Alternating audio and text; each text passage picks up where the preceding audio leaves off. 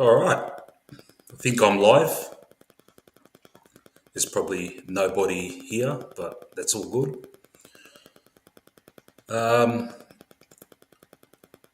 big clash, Hawthorn versus Collingwood. Hopefully someone joins us and we can have a chat. I'm looking at the lineup here.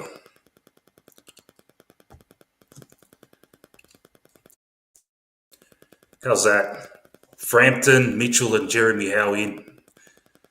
Thank God Fly listened to the Collingwood Army, got rid of Charlie Dean. Bobby's got gastro. Markov can probably feel a bit disappointed being dropped, but it is what it is. We're here to win a flag. We've got to get the best team in.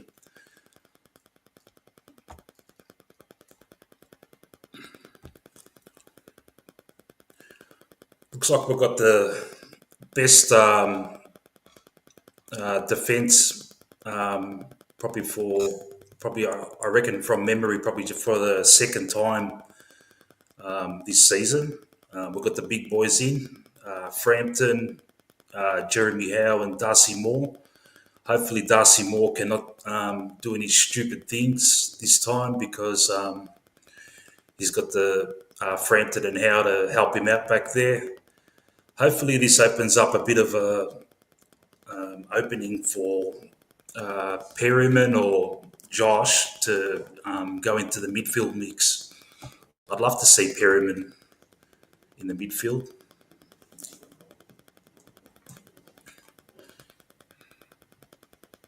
Started a bit early, scheduled for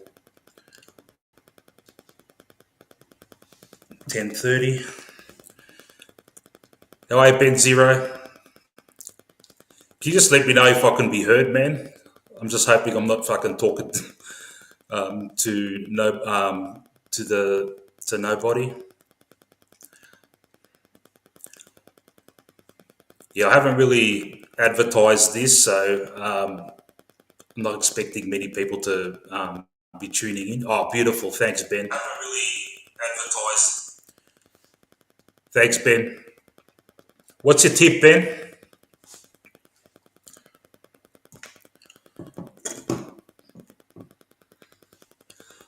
I reckon we'll go. I reckon we'll win by about 21 points. I reckon we're going to bounce back this game.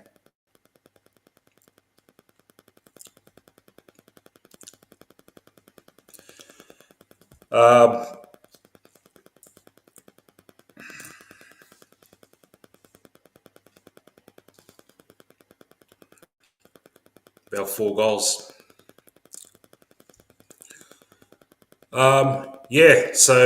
This stream is just going to be a bit of practice for myself, just trying to get into the YouTube game.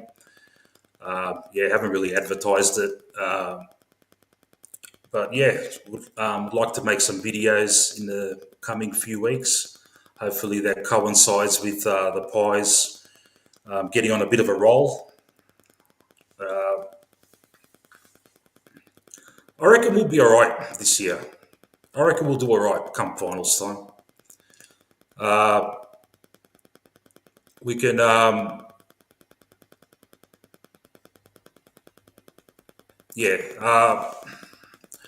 reckon come finals time, I reckon the boys are going to be primed. We just have to win this game tomorrow night. And I'll tell you what, look, I'm tipping us by 21 points, but geez, it's nerve-wracking.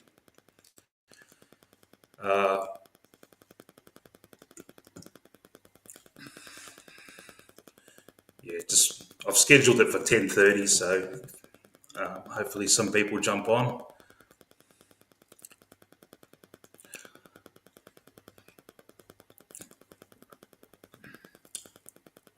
How was Anthony at the footy, Ben Zero?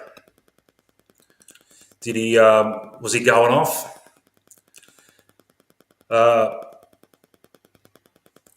It's been a funny old year, hasn't it? If you would ask me at the start of the year where we'd finish up, I tipped us to finish about 6th. So when we had that run of 11 games in a row, it was absolutely ridiculous, wasn't it?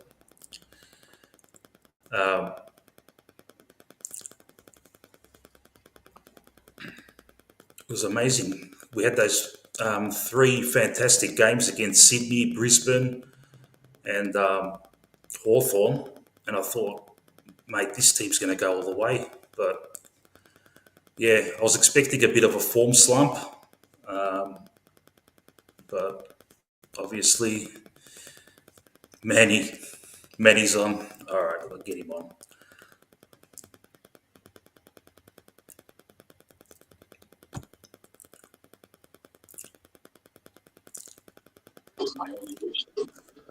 Puistere Ramoto. Hello there. Tikani sre. Hey, Kala. Milo. I'm just talking by myself, man. There's no one watching. That's all right, bro. Now there is. I'm watching. That's all right. No worries. Look, it's just I just did this out of the blue, just to I need to practice this stuff, mate. I've done a bit of a crash course in StreamYard, so I'm working out. Can you see the screen all right on the thing? Yeah, it's perfect. With the teams? Yeah. Yeah. I don't know. Good. Draw run. That's a draw run. Do a draw run for tomorrow. Yeah, that's it, man. That's it. I'm just fucking around, mate. What do you reckon for tomorrow, man? You still pumped? I don't know. I just got off the internet. You know what I did? What happened? I just booked I just put deposit all down on a mental health retreat. I booked a bed. Okay. Mental health retreat. So if we lose tomorrow night, I'm going straight down there. I'm going straight down there, man. I'm gonna lock myself up for a week. Like I said, though. Yeah. At least Dean's out, eh? At least Dean's out. The Malacca Floss, he's come back to his senses, eh? He's come back to his senses. I know, man. Fuck. I'll tell you what. I reckon the last few weeks we've fucked ourselves up, man. It's just some of these selections have just absolutely. It's just we're going all right, man. And he's just rested these players against Freo, against fucking Gold Coast. We just had to win one of those games, man. It would have put us in a nice position. But at the same time, I was telling my mates, all these other teams around us they've played North twice, they've played Essendon twice, they've played Richmond twice, they've played West Coast twice. We've played all these teams once, mate. You look at Geelong, they're just fucking smashing everyone. And they're playing at home. They're playing all these fucking shit teams. And you got to listen to the media saying, premiership favourites. Same with Adelaide, man. I reckon we'll give them a run next week, Adelaide, but we'll just focus on tomorrow. Put it this way, we've only got one injury now, Bo McCreary and Sullivan. Yeah. Sullivan's out for the season. We only got one injury there. He's put our best team in tomorrow. Tomorrow's our best team. If we get the job, get the job done, job done, the same team has to stay in, bring McCreary back, and leave it like that. But we're good with injuries now. We've got no more injuries. Yeah. Who do you reckon is going to be subbed tomorrow? That's an interesting one. I reckon it might be Mitchell because everyone's saying Mitchell and Long in the same team. I reckon they'll give Long, and if Long's fucking producing Malakias, they'll just replace him with Tom Mitchell because I want to see Geordie start. Membry's not going to be sub. Houston's not going to be sub, and look, maybe Jeremy Howe because he's coming back from injury, but no. Can't afford it. Can't afford it. If we go down, 4-5 goals, like I said, we're not powerful enough to come back now. We've lost our power to come back. What I reckon they should do. You know what I'll do? I'll put Long in there first. Yeah. And I'll put Mitchell sub. And what I'll do is, if Long gets tired, then I'll just bring Mitchell on to start feeding the ball out again from the midfield. That way, we've got a constant, a ball extractor for the whole game there and just feed it to Nick and Geordie for the whole game. Just keep feeding the ball out. Yeah. The only thing is, like Hawthorn, they're very strong on transition, man. And Geordie doesn't run backwards, mate. We got to be really on, man. He might play more forward there. If we put it this way there, if we can break even in the midfield battle, I reckon our defence will hold up now. If we can break even there, we'll be all right. But if they get on top of us, like I said, we're gonna start good first quarters. For the last 6 weeks there, we've been down in every fucking first quarter. Yeah. I know that fucking shits me, man. Every time we start, those fucking shit starts. We give teams a fucking 3-goal, 4-goal fucking buffer, and it's so fucking frustrating, man. Yeah, because the midfield's not switched on there. That's why. But I think when Cox is in the side, we win the fucking midfield battle better. But the best thing for me today was at least I saw Fly stop his Malakias. That shows me right that he's worked it out now. He's not trying any more Malakias now. He's got to settle the side down. Yeah. I hope so. Because he could have played. He could have played fucking Howe and Dean this week and left Frampton out. But you know what happens? If we lose a defender there, guess what happens? Dean's still there, and exactly what happened last week's going to happen again. So Dean the Malacca, he cannot be in the side. He's a liability. He can't be in that team there. Simple. Yeah. I don't know what he was thinking, man, but yeah. But I guarantee if we huss it tomorrow night there, I'm telling you, get prepared because the after show is going to be hectic. You watch I'm telling you, hey, you watch Chigaro. Hey, you watch Chigaro get lit up. Like it's going out of fashion. Cuz are going to have nervous breakdowns today. It's going to be hectic. I'm telling you, tomorrow night I'm a custom extra.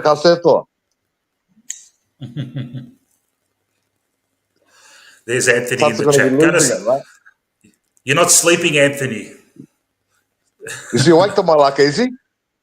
No, he just came in the chat. He said, Manny working around the clock. Yeah. Got to support the boys there. Got to support the boys, buddy. Yeah. Yeah, man. Did you see me on Jumper Punch just before?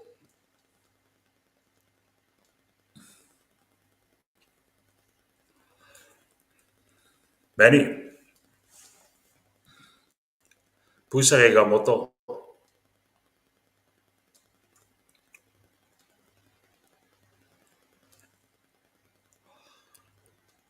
Ella. Yeah, I can hear you now. Ella. Yeah, I can hear you. I flicked over to the YouTube channel, but you can't. You have to stay on. You have to stay on StreamYard. Yeah. What was I saying? You there. You've mellowed out. You've mellowed out on the. That's the thing. You've mellowed out. I need a smoke in my hand to start shit when I go on that show, man. You pull out a water bomb next time, man. Fuck him. Pull out a water bomb, man. Just light it up, man. Fuck him. Yeah, fuck him, man. They're losing it today. They got you know how long they're going to be at a finals today. Hey, you watch them there. I'm telling you, another 10, 15 years, they're going to do Argelia. Yeah. I know. Yeah, and I just man. I was hoping we were in a better. Like I was hoping that we were going better, like the way than what we are right now. So I could just fucking give it to him and back it up with our form, but I can't. I got to be kind of like impartial and just talk it up and come up with fucking excuses like fucking training loads and malakias like that. But I'm just. Put it this way. I told him yesterday on Anthony's channel there. We haven't lost nothing yet there. We're equal top there. It's in our hands now. We're there. We're right on top of the ladder there. We're there. I'm telling you, we're right there. If we can get the job done tomorrow and Adelaide, we've got them there. Don't worry. I'm worried about Melbourne now. I'm worried about Melbourne. You know, I'm worried about Melbourne because Melbourne sacked their coach now, and the new coach, he's gonna let them go out now and play free football, carefree football. That's dangerous, mate. That's very dangerous, there. Yeah. Fuck. You know, if GWS win all their games and we fucking lose these three, we're out, man. Fuck me dead, man. I don't want to think about that, but yeah. Then we've got to put it this way, there. We got to be positive there. We haven't lost nothing yet. We're there. If we win the next three, we're back on top of the table. So we can't panic until tomorrow. There. If a malaki happens tomorrow, then the goal is going to tighten up. But for now, there, go full. When you get up tomorrow, there, just go full blown attack mode. There, because we're still there. We're second. We're equal first there. Yeah. It'll be If we interesting. can go there, go. That's right, mate. It's good that my internet's all right now. Fucking last time I was lagging, I was going nuts. No, there was a sound before. There was a sound before, like a ticking sound, and that's gone now as well. So everything's working perfectly. Yeah, just keep doing what you're doing now. Everything's working perfectly. Yeah. I did I've been going on YouTube and fucking looking at how people do their fucking stream yards and shit. So yeah, I'll get the hang of it. It's just a slow burn, man. I don't even know what I'm going to do with this, man. I just like talking Malachias, and if I can get a few people on, even this thing now, I didn't advertise it much. I just decided, what, fuck it.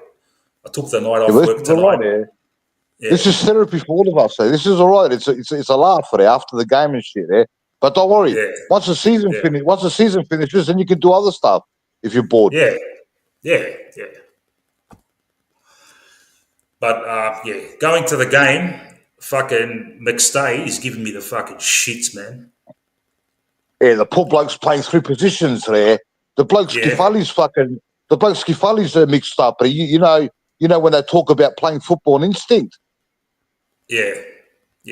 And when you're not playing on instinct and you're thinking about too many positions there, you can't play properly. The bloke's playing defence, fucking midfield and forward there. Yeah, that's true. Yeah.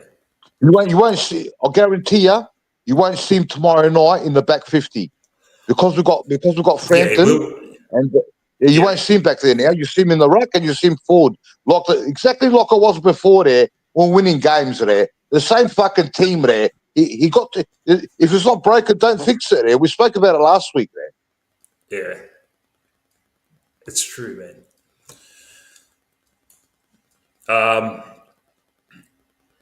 I wonder, so we're missing McCreary and Hill, and that's a lot of speed. That's a lot of speed, man, and that's what scares me against these cunts, mate. It's like you want to. I can just see him running away from us a lot, and like on that half forward line, like that sort of Lockie Schultz, who's tackles like a machine, but he's not fucking fast. He's not fast. And who else we're going to have there? Lipper. Lipper's really disappointed me, man, the last few weeks. Yeah, but with me there, when it comes to the forward line, I'm not really worried about the forward line because you can't really get damaged in the forward line. My biggest problem was the defence, because if the defence breaks down, there's no more backup. You know what I mean? In the forward line, you can keep trying to kick goals, but if you break down in the defensive line, you're gonna miss it straight away. Yeah. So if we can get more than Malacca and Howe and Frampton to bring the ball down. And use our halfbacks properly there. Use Houston properly and Quaynor, and we can rebound like we normally do. Rebound off the back 50, and then spread them. Then our forward 50 will open up. You know what I mean? But if we're too slow, and they're getting back and clogging up the back 50, that's when we're going to start bombing the ball in. Yeah. Yeah, man. Like with all the the three big guys in defence now. So it probably, allows us to put, Josh or Perryman in the midfield mix. And, I reckon Josh and Nick both in the midfield together, I reckon, in a big final, I reckon they can rip it apart, man. Fucking right. So you know what? You know what I'm putting in there? I'm putting fucking Geordie, I'm putting Nick, and I'm putting Josh in there. I'm putting Geordie for the power. I'm putting Geordie for the power, and I'm putting Nick and Josh because they connect well. They're used to connecting. Put them two in the middle, and I'm putting Pendlebury off the half back, centre half back, for the left footer out wide, and Sakka Seto. That's what I'm doing. Yeah. Speed. That we need speed in the middle, and I'm even putting Chris. I'm even throwing Chris back in there, Crispy back in there, and I'm going to make sure that Long and Mitchell never start the centre bounce at the same time. Because against Gold Coast, I saw Mitchell side bottom and fucking Long start the centre bounce at the same time. There was no fucking chance.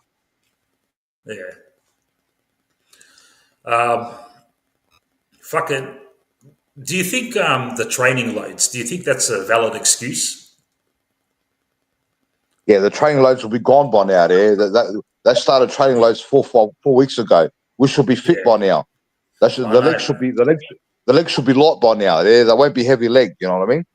Yeah, that's the reason why I reckon players like Crisp, he hasn't been at his best.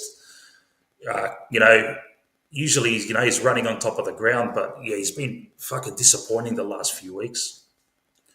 No resting players this week. Do you see? He didn't rest no one. Yeah. The coach knows that. He knows like us today. We all know. We know the coach knows that. He knows.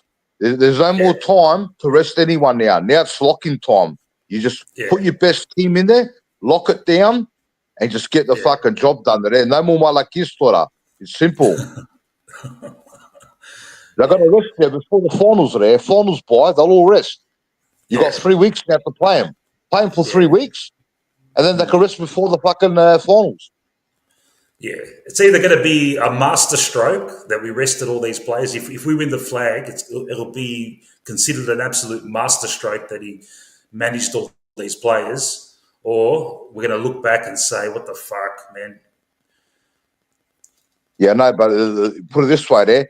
All I know is, whether they rested players or not, tomorrow we're going in with our best lineup, and we're still first, equal first on the table. So our best lineups in tomorrow. We're going to see if we're not connected and we're not playing fucking free flowing football. That means he's pulled too many malakis, and it's going to take time for the players to get connected again. Yeah. Well, it should be right that he got monsters. You got the back 50 locked down now. You got monsters back there. We've got monsters there. Just fucking tighten up on them and Sakka. And our forwards have to lead out. Our forwards can't get bunched up together in the 450. They need to spread. They need to lead out in different angles there. They've got to lead out separately. You can't have them going up for the same ball there. Yeah, I know. It seems the game plan, like when we got the ball, between wing and half forward, and like there's a player, for example, it might be side bottom or whatever. He's looking, and they always kick it into the pocket. You know massive why? Fucking pack. Yeah, you know why they're doing that. Yeah. But it shits me how they keep doing it. It's like fucking. But you know why they're doing that though, yeah. Why? They do that. You know why they do that? They do that because when they kick in the pocket, if one of our forwards doesn't mark it and it goes out of bounds, right? Then we set up defensively. We set up the forward 50, and then when the baller gets thrown in, then we've got another chance of scoring a goal through a clearance. But what that does, if the defender marks the baller, right? Yeah. Then they handball out to a runner, and then the other side of the fucking oval's open, and that's how we get exposed. Yeah. And it just seems like that was working for us earlier, like in the year. Whenever the opposition team would get the ball and would bust out of there, our defensive structure always held up. But recently, mate, they're just running through us, mate. But that's also our defense too. We haven't had a proper defense for fucking ages. Yeah, brutal there. It's amateur. It was amateur out there. Come on, we know that. We watched enough of the game there this year. It was amateur. You know what our best game style? You know what our best game style is there? Our best game style is when they kick it in our 50, we spoil the ball, and then you've got five runners there. You've got the halfbacks, and you've got two midfielders. There's like a Rami. You can see a line. There's a line on our back 50. There's like a line of 5-6 players, and they're all running. They're all running at the same time like a wave. Yeah. And then you got the wingers coming in the middle, right? And what happens is we get the handball chain going, and because it's that quick, what happens is our forward 50 is open, right? And our forwards like Jamie Elliott, they spread into space, and like Bobby Hill, and it's open. But if we go long down the line, like we're doing now, we go long down the line. They've already clogged up their back 50, and by the time we get a mark or bring the ball down, they've got fucking players back there. It's too hard. We've got to counterpunch them. Yeah.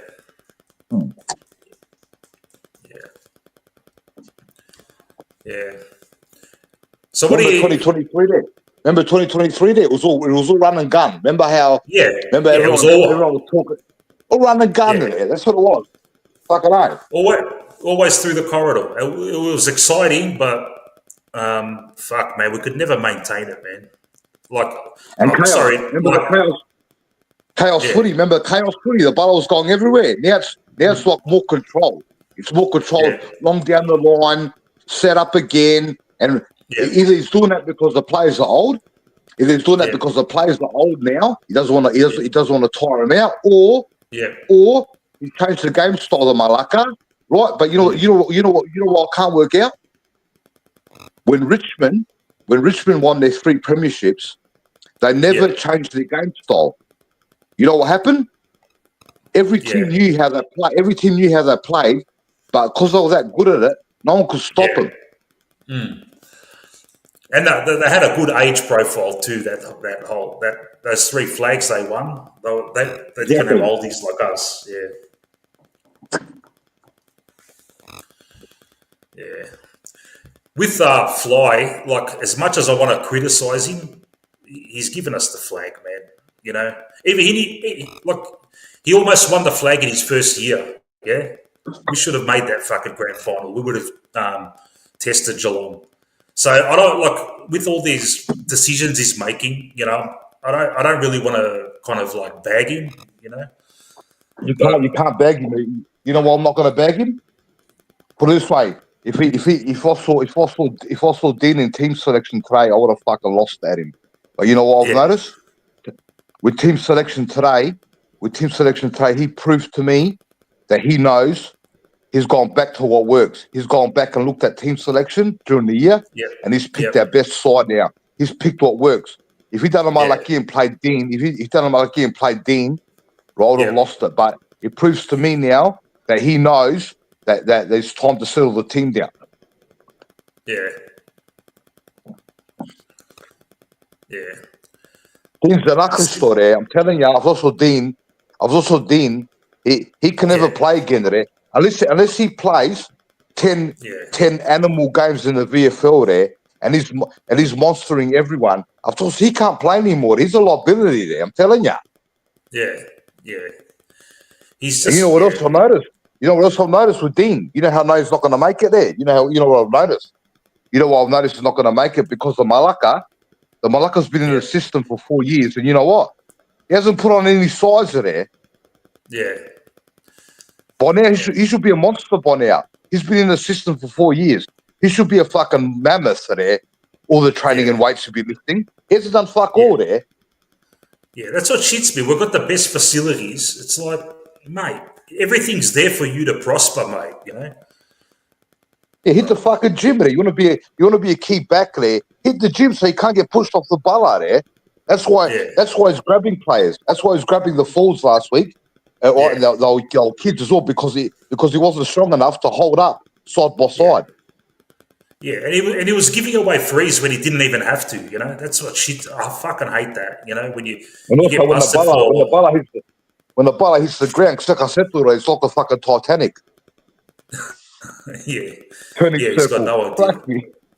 And he can't jump. He can't jump there. He can't jump. He can't mark. He can't jump off the ground like more. Right? So in other words, he's just a fucking ugly store. Yeah.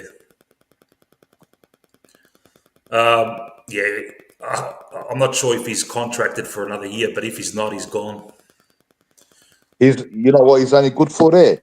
He's only good for absolute last resort emergency. If we have major injuries and we've got no choice there, you bring the Malaka in.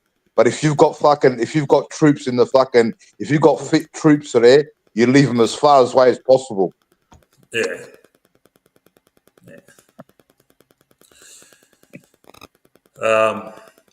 Still side bottoms 350th, huh?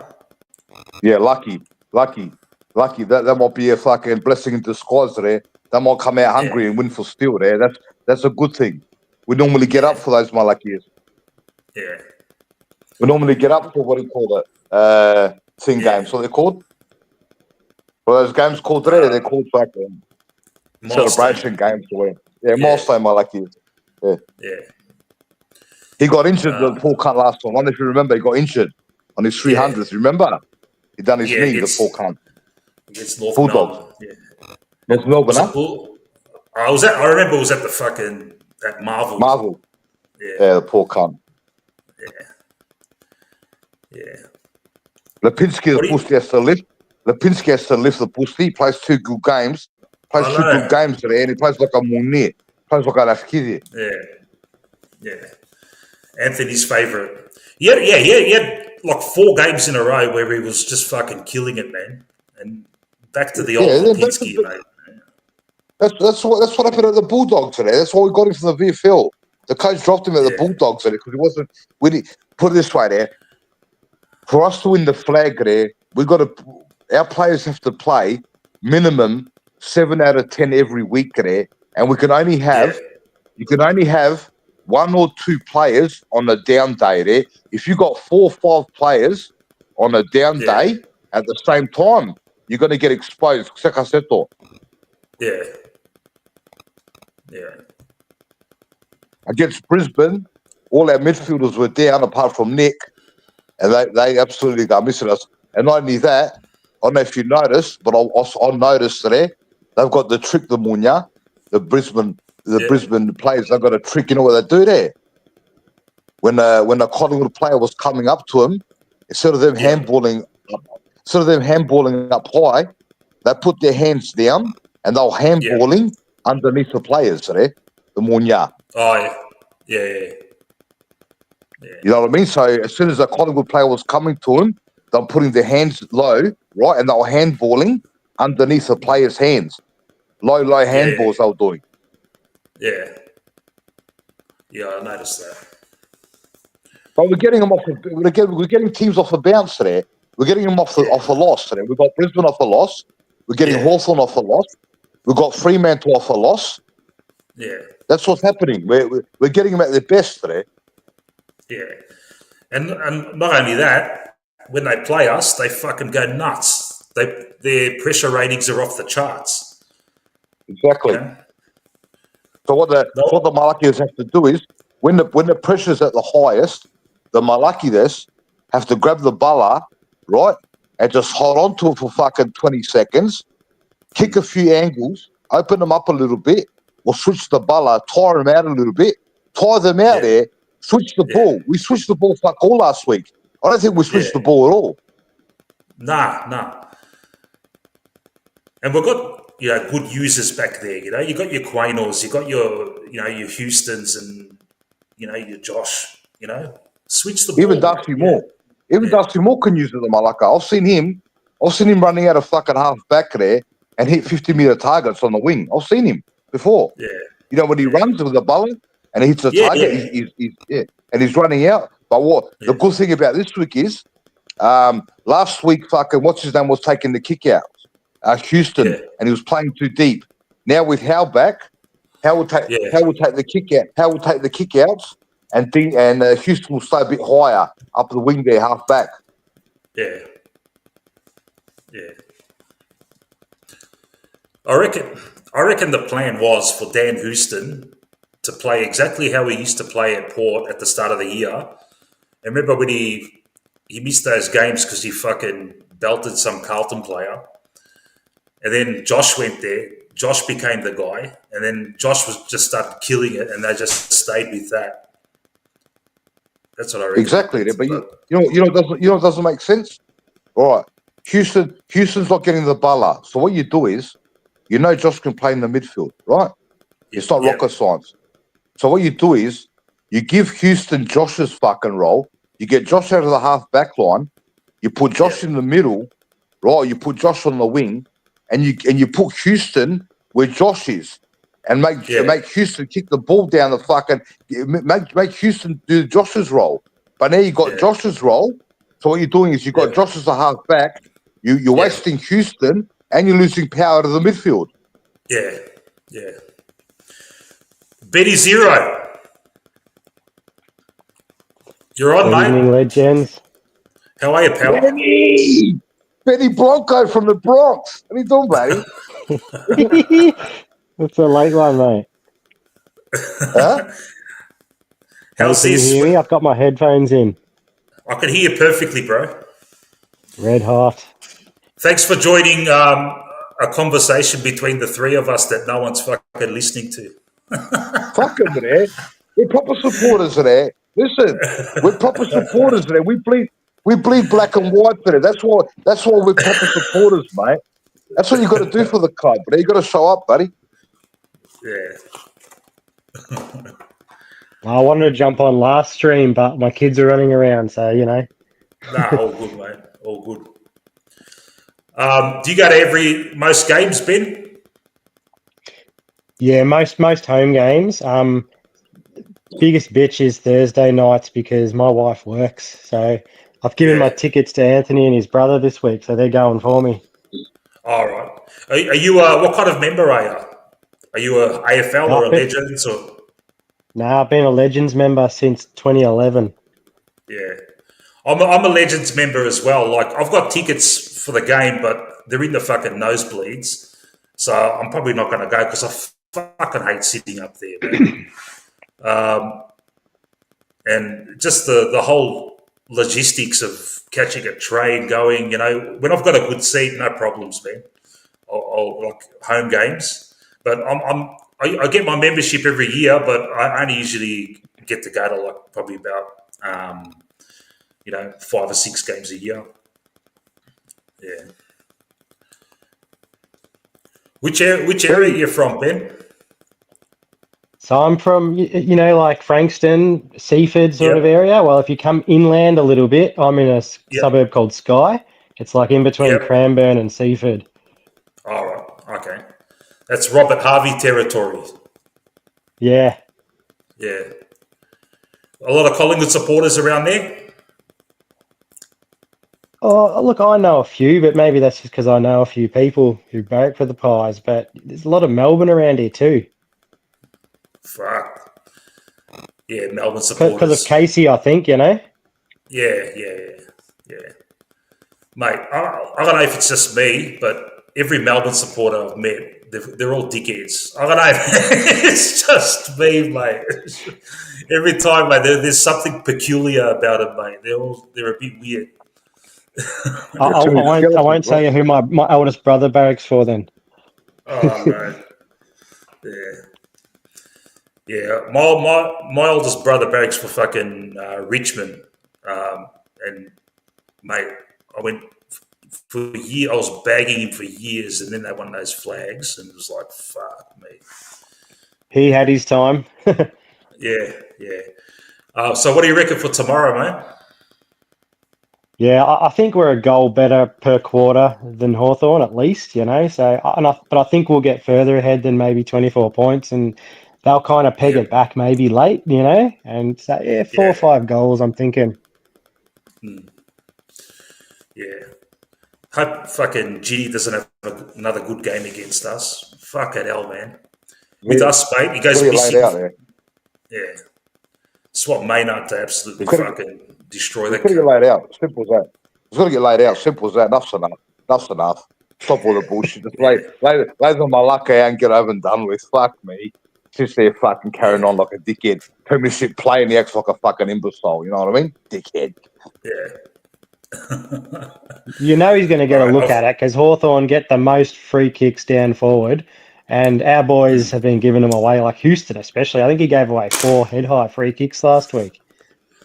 Yeah, Yeah, the poor yeah. bloke's He's playing on just, fucking. The poor bloke's playing on key forward today. That's why. Because Yeah, I fucking know, I know. Dusty Moore and Dina lost. That's why they got a fucking. Now with Howe and Frampton back there, should be all right. The halfbacks have to start higher. yeah. Yeah, with Houston, I don't even think he's used to playing on a man. Like at Port, he was just the go-to run out of defence guy. With us, we're like fucking telling him, "Oh, you got to play on this bloke," and he's like, "Fuck, man, what? I got to tackle people now." You know? Yeah, Well, he's the second player this year we recruited for a job and not doing it by our own yeah, fault. Like, so Houston, like you said, he's now manning up. He's meant to be, you know, on the run. And Perryman wasn't meant to be a backman. He was meant to play in the middle, but he's been locked down back there because we needed someone. yeah, yeah. And I was expecting Perryman to be like in the midfield mix from what I saw of at his time at GWS. And I reckon he could do a good job there too. But just out of necessity, we've had to just keep him in the back line there. You know, he looks when he's in the midfield, like you see him this year. You know, when he's kicked a couple of goals, you know, during the year, he looks good. He goes in hard. He can be a good inside mid, and he's got a good outside game as well, and he uses the ball well. Put it this way, we got Frampton now full back. Then we got Howe on one side at the back. Then we got Braden Maynard on the other side, and then we got more in the centre half back line. So we got four big blokes in the back 50. Surely now our half backs can push up a bit higher and get the ball moving now. Surely we got bigs in the back everywhere now. Yeah, and we shouldn't like you look at their talls, yeah. Mitch Lewis, Cal Shadia, and who else they got? There? Chol. Yeah. And Mitchell as well. Mitchell. So I reckon like Frampton, Moore, and Howe working together can do a job there. Yeah, they can even it out. I can't see one of those three fucking kicking another bag like what's happened in the last few weeks. You know. No, they won't allow that this week. They won't allow it. They'll be spoken to. That you can't allow. Just imagine now. Just imagine tomorrow. There, we're talking after the game, and Cassia Diaz kicked 6 goals. I'll fucking flip there. I'll lose my shit. Yeah. Look at this, Can't man. be done. Look who's in the chat, mate. Is that Rocco from the Jumper Punch? Yasu Rocco de Malaka. There he is. Supporter like me there. Heavy duty supporter there. Doesn't give a fuck this bloke. Yeah. I'll tell you what, with Rocco, I only started listening to the Jumper Punch when back in 2022, after we kicked them out in that last round. I just wanted to, hear the Carlton supporters fucking moaning. So I started listening to their channels. And when I first heard Rocco, I thought, mate, I can't stand this cunt, man. But then I started listening to his other videos and that. Well, I started listening to his other videos, and then I'm like, he's all right, this guy, man. He's like us, mate. He's a fucking angry wob. I loved him, man. I loved him. I loved him, man. I watched the first episode today, and as soon as I saw him, man, I loved him. He's exactly like me there. Not only that, I love Mars as well, though, because they tell you how it is there. They just say how it is, bro. That's it. Simple. That's You like it, it, you mate. That's like it. it. You don't like it, bad luck. Hey, You call it. hey, we like them because they're fucking shit, yeah. But I don't want when they go on those fucking massive fucking runs where they win fucking 10 in a row. That's when I fucking Yeah, get but scared, mate. it doesn't matter. We always know the cliff's coming there, so we've got that in the back of our minds. Don't worry. We know the cliff's Yeah, going to come, but we always know that. They're not going to, when they do it right, you know it's only around the corner when they get fucking missed.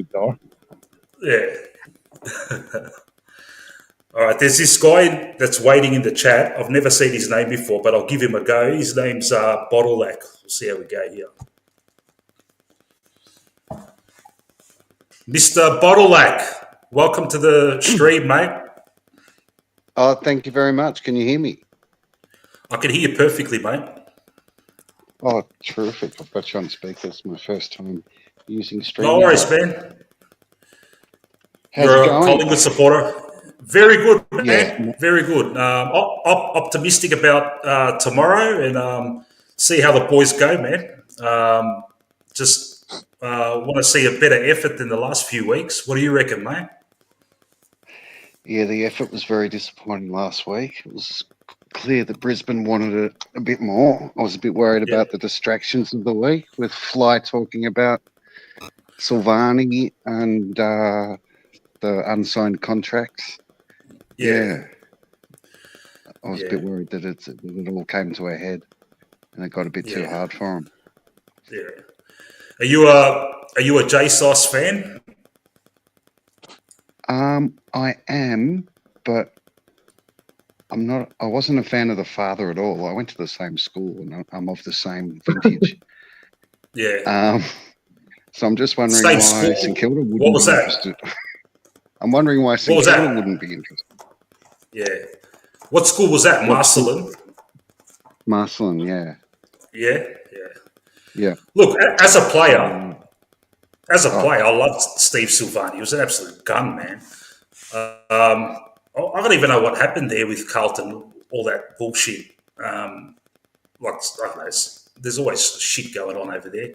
But with Jason, the son, every time, like against us, like over the years, I've always thought this guy's fucking shit, man. I remember 2 or 3 years ago, McCreary fucking destroyed him in a tackle on the wing and got the ball and fucking ran off and either kicked a goal or set up a goal. And I'm thinking, this guy's fucking crap, man. But having said that, this year, the couple of games that I saw him play in defence, mate, he looked elite, man.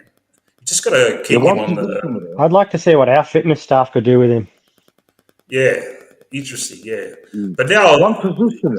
One position there, easy instructions and play one role there. That's what makes him play good football. One position, easy instructions, play your role, and then they play good. If you play too many positions, you get mixed up and you get lost on the ground. Yeah. 650 max. What was that, Manny? What are you paying him? 650 there, 650 maximum. We can't go paying him fucking 800. Yeah. Especially if Pendles and Sidey are on 400 or whatever they're reporting. And Perryman on 900. Yeah. Fuck me. That's ridiculous. The old fellas are playing for the love of it now. Yeah. Hopefully it rubs off on the younger guys, just to show them what it, like someone like Mychek, if he's shopping himself around, hopefully he can kind of look at Sidey and Pendles and say, look, man. I guess the difference with those guys is Sidey and Pendles have made the millions already, whereas Mychek, maybe has never quite got there. Yeah. Like with Checkers, look, thanks. You've been an absolute warrior. You were the lone hand up there. You got bashed and crashed. But at the same time, mate, we plucked you out of obscurity in the VFL. If we didn't get you, no one would have. and you would have still been playing for fucking Williamstown or whatever you were. But having said that, these days, you know, players don't think like that, mate. They're just looking around for the best offer.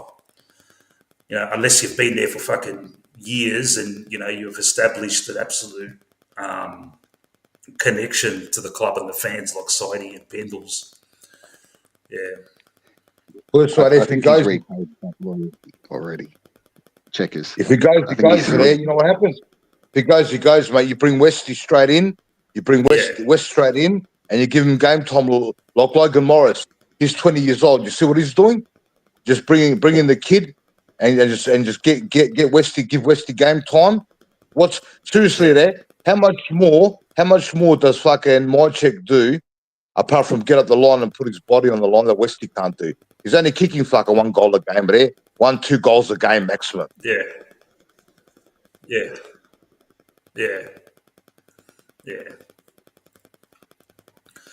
Sorry, Bottleack, what were you going to say just before?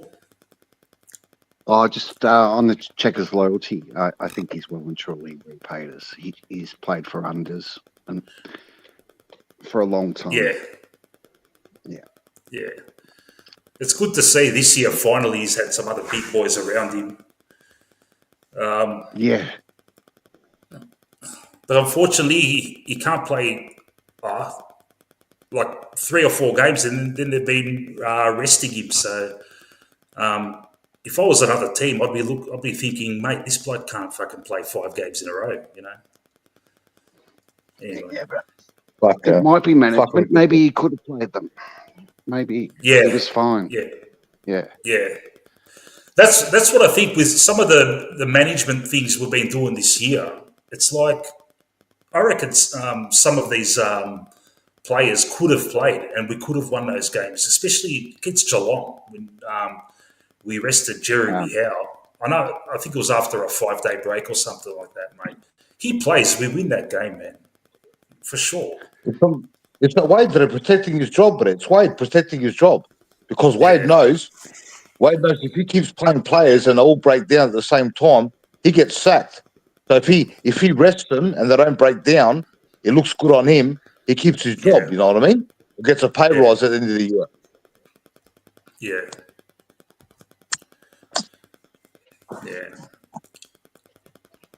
Well, I'm hoping Swanee's right, and we've left some tricks in the bag for the business end of the season, as per Dane Swan's comments today. Yeah. Oh, yeah. I don't know, man. Like, what tricks can we have? Like, the only thing I'm thinking of is the only thing different that could kind of supercharge us into a better team come finals time for me, it would be Dan Houston being the main guy coming out of defence and Josh going into midfield, and you know, because I would love to see in the finals just Josh and Nick together because they always find each other, and look, in a way, Josh has been a bit wasted coming out of defence, in my opinion, when we've got Houston there. I think we'll revert more to that run and gun off the back line, you know, from turnovers especially, and that's how we scored all year, and that's what we'll go back to. This kicking down the line thing has been way too high the last few weeks, and I remember in the last quarter on Saturday, I counted about 8 in a row where we bombed it long to try and get that, you know, that Darcy Cameron kick out, and it just didn't happen. And they're obviously under instruction. We're a highly, you know, drilled side, and they must have been doing it under instruction, you know. Yeah, dickheads. You know what I've done. You know, it used to work. You know what they used to do. They used to kick up the line, but on the corner there of the centre square. You know where the 90 degrees angle is. The corner there of the centre square. They used to kick it there. And then the ruckman and the forwards used to get there, and all our midfielders they used to push up into the midfield, and then when the ball got spoiled, our midfielders would run onto it, right, and we'll hit a tug inside 50. Yeah, hit a tug inside 50 on the lead. Angles on the lead, hit the tug inside 50. But now they're going up the line, but they're going up the line, not on the boundary fucking side. That's it. Yep. And it's almost like they're doing it under instruction to see how it looks, and it's clearly not great. So they will go back to it. I'm sure of it. Yeah, they've got no choice. Has to be done. Have to go back to how we're playing before. If we stay to that fucking long down the line crap, we've got no hope. Forget about it. Yeah. And we miss Bo, don't we? Oh, big time. He's playing elite football. His speed and ferocity and strength. He was just playing super elite football. Talking of players who are playing for unders. Yeah, and he was really stepped up this year, Bo. Even like in the set of bounces, just getting that ball out. And like, fuck, man, he's doing his hammy all the time, you know. You know, when we look at best. We look at best when you got. We look at our best football that we play explosive football is when you got Bobby Hill on the fat side, you got Bo McCreary on the other side, half forwards, and they're running up and down the wing, half forward. You got Bobby, you got Bo McCreary, and then you got Shields in the middle, half forward, centre forward, tackling everyone. Right? Tackling everyone exactly. You got the two fucking speedy half forwards there on the wings, right? Half forwards, and you got Shields in the middle. That's when we look fucking bad, real bad to the bone, dangerous, man. I'm telling you, that's when we look at best. They couldn't get through it, you know. Couldn't get through it, bro. Couldn't get through it and couldn't stop it. Couldn't stop it. You could see him running straight away. As soon as we get the ball in the half back line, you could see Bo and you could see Bobby just launching at the back, and the ball go over the whole. The ball will go over the whole defensive grid of theirs, and we'll just expose them over the back. Mm. Yeah, and you know what? Bobby and Bo were the ones who created like the extra number that would make it look like a swarm. You know, the fly trap they call it, because they would make the pace to get to it. Yeah, exactly. That's why, like, I'm optimistic. Come finals time, if we've got Bo, Bobby, and Schultz fucking causing havoc in between the centre and half forward, I reckon, you know, that's how, you know, that's when we're at our most dangerous. We just need those three, and that's been our since that little form slump that we've had. That's what it's been. We haven't had that continuity with that half forward line. You know, with the hard tacklers and the speedsters. Also, they fucking what they do is our best mix is what they do is the coach puts Bo in the midfield for explosion, and then he swings Pat Lipinski forward, plays Bo's role, and then we look dangerous. You got Bo coming out of the middle, and then you got Lipinski hitting targets inside 50 as well. Mm. Yeah. What do you think of Hoskin Elliott? Are you guys fans? I'll start with what do you reckon of him, Bottleack? What do you think of Hoskin Elliott? You a fan? I'm not a big fan. I've been on and off the fence a lot. I think when he plays with extreme courage, he's can be fantastic. When he's hunting goals, he's a beautiful kid. Mm. But yeah, I don't like him playing on the wing. Yeah. Yeah, I've given this guy a chance. I've given this bloke so many fucking chances over the years. But having said that, he's got that versatility, I suppose. You can play him in multiple positions, but fuck, mate, those every now and then he'll drop a fucking easy chest spark or shank a kick. It'll just break you. It just breaks your heart sometimes. You know? Can't see him getting a contract. Yeah, sorry guys, I better jump off. My wife's due home from night shift any minute. So I may jump on if you're going to do another marathon. But it's been lovely to chatting with you, mate. See you, Benny. Come on, bro. No, it's Catch you not later, me. mate. I'm staying, Manny. Oh, you're staying, bro. Bottleneck. Oh, I thought Benny was going. Bottleneck. I'll see you, bro. It was pleasure to meet you, Bottleneck. Thanks, guys. I'll speak again. Good night. Catch you later, mate. Bye. Ciao, mate. Yeah. Bits and pieces player, Mick. Bits and pieces player there. 1 week he'll kick a couple goals. Up forward, the next time he'll go missing. Up the wing, he'll get exposed. So it depends on the day there. As I said to you, we need consistent players there. Our players have to play good, decent every fucking week, man. Yeah. He's a classic utility, but I mean, he's probably the 24th or 25th man. The thing about Hoskin Elliott is, and I agree with Bottleneck, I don't like him in the open spaces on the wing, either down back or in the forward line. He's dangerous. But if you need to bring him in because someone's fucking hurt, at least you know he knows the plan. You know, he can fill that role at the very least. Serviceable, that's the word for him probably. Me, I'm just keeping him forward. That way, if he makes a mistake, it's not going to cost us. Just keep him forward. Costly, yeah. Yeah, it's not costly. Just he comes in off the high half forward there, and he just helps the rotations. And he might take a couple marks around the back there. He gets over the back of players. And he takes a couple marks. That's it. Who do you reckon? Who's your tip for sub tomorrow, Benny? Look, I got it right last week. I was half right. I kept arguing.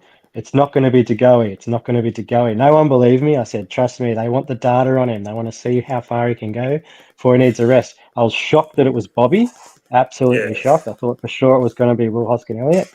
This week, I reckon it'll be Titch. Like Manny said earlier, if Long gets tired or whatever, off he comes. Or there's an injury, obviously. Off they'll come. Titch will come in. He can play a full game if he needs.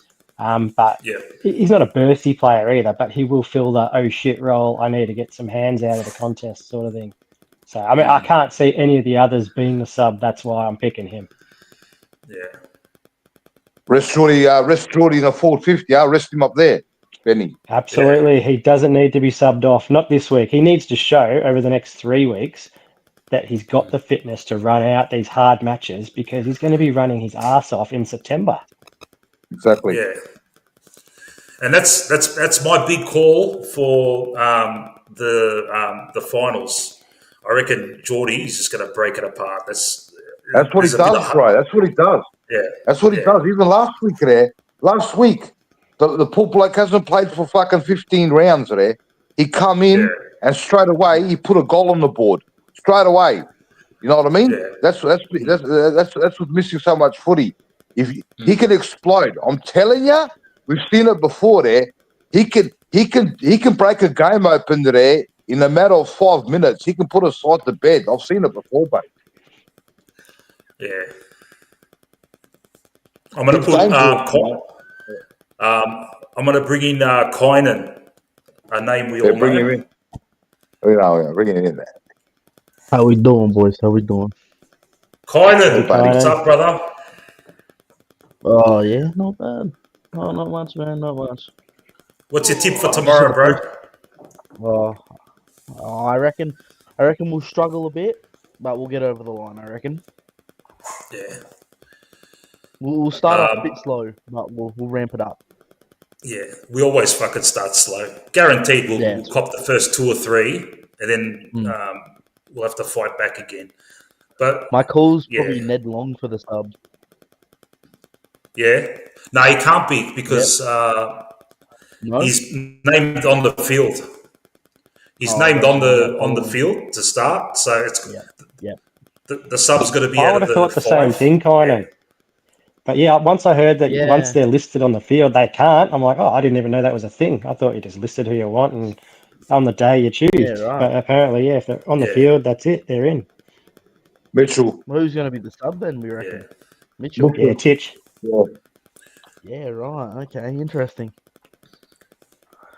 Yeah. By process of elimination, really. Yeah, I don't know how I feel about that. Yeah. Well, that's been the big thing. Long and Titch in the same side. I reckon Fly might just give Long, see how he goes against his old club, see if he can somehow replicate that early season form. If not, you're off, buddy. Teacher's on. Hey, But he tore them apart earlier in the year. So yeah. Fuck, how good was he at the start, man? Out of nowhere, he was just kicking ass. But getting 29 disposal games with 15 score involvements. It's like, what the fuck? Yeah. Tackling like a monster. And we thought to ourselves, mate, remember what we'll say? All of us were saying, mate, Mitchell, who's Mitchell, And now Mitchell's back in the team. Yeah. Who's Mitchell? Yeah, I reckon it'll be better this week. And he got the midfield got brutalised last week. And they brutalised us. I saw the replay there. They absolutely brutalised us. It was savage. I felt suffocated, mate. Yeah, exactly. Even Long, there was too much. As soon as he got the ball, they were right on him there. It was all over. It doesn't matter who you are, apart from Nick. Even Nick tried to do that reverse run that he does and get out of traffic. Even that, they're stopping him. There was about 4 or 5 players right ambushing Nick as well. He couldn't even get the ball out. They were on big time. Yeah. They were on big time. They had something to prove. I think part of it last week too, far too often we handballed to someone who either had someone on them or was standing still. Exactly. One who's standing in the back line, he was on the 50-metre line, he's marked it, he's decided to kind of play on, and he's looking around, there was nothing up the field, handballs it to Josh, who's standing 5 metres away, standing still, tackled immediately. Bro, just bomb it to space, man. Just bomb it to space. Let someone You need runners, bro. You need runners. We need the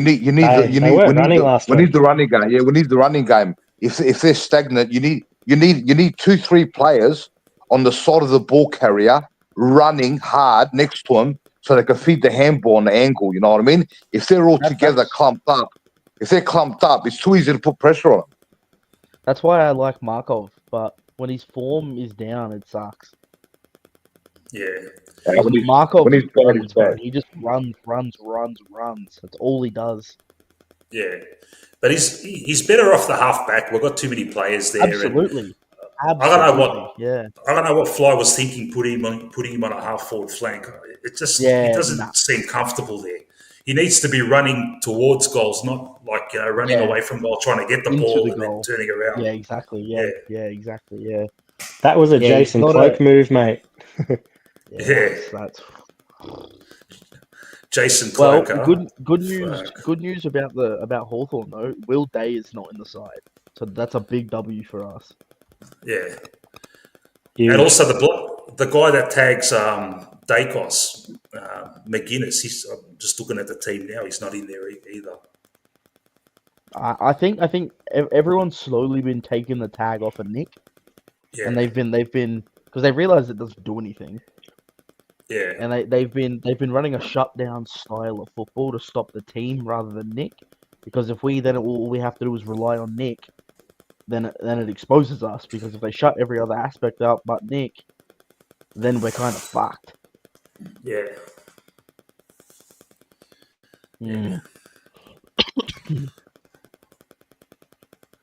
Well, watch Jack Ginnivan have another legacy game. Yeah. Fucking hell. Fucking kick 6 on us. No. Well, the other bloke kicked fucking 5 on us. Remember that bloke? What's his name? With the rat's tail? McDonald. Yes. McDonald. No names. Fucking no name brands. All these fucking shit kickers kicking fucking goals on us, mate. Patrick Voss kicking 6. Fucking hell. Fucking hell.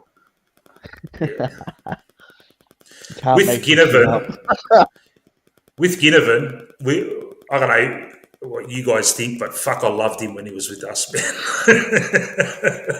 I love that cheek. He was like a cheeky bastard. I liked it. It was just too bad he just didn't want to pull his head in a bit. Yeah. I think Fly... But for the first 2 finals in 23, when he was the sub and when he was warming up to come on, the crowd lost it. They loved it. Yeah. Don't worry there. Wait till Hawthorn starts getting pumped now. Wait till they start missing out on finals and getting pumped. You're going to see you're going to see Ginnivan's real personality come back out. Don't worry. He's because they're winning games now.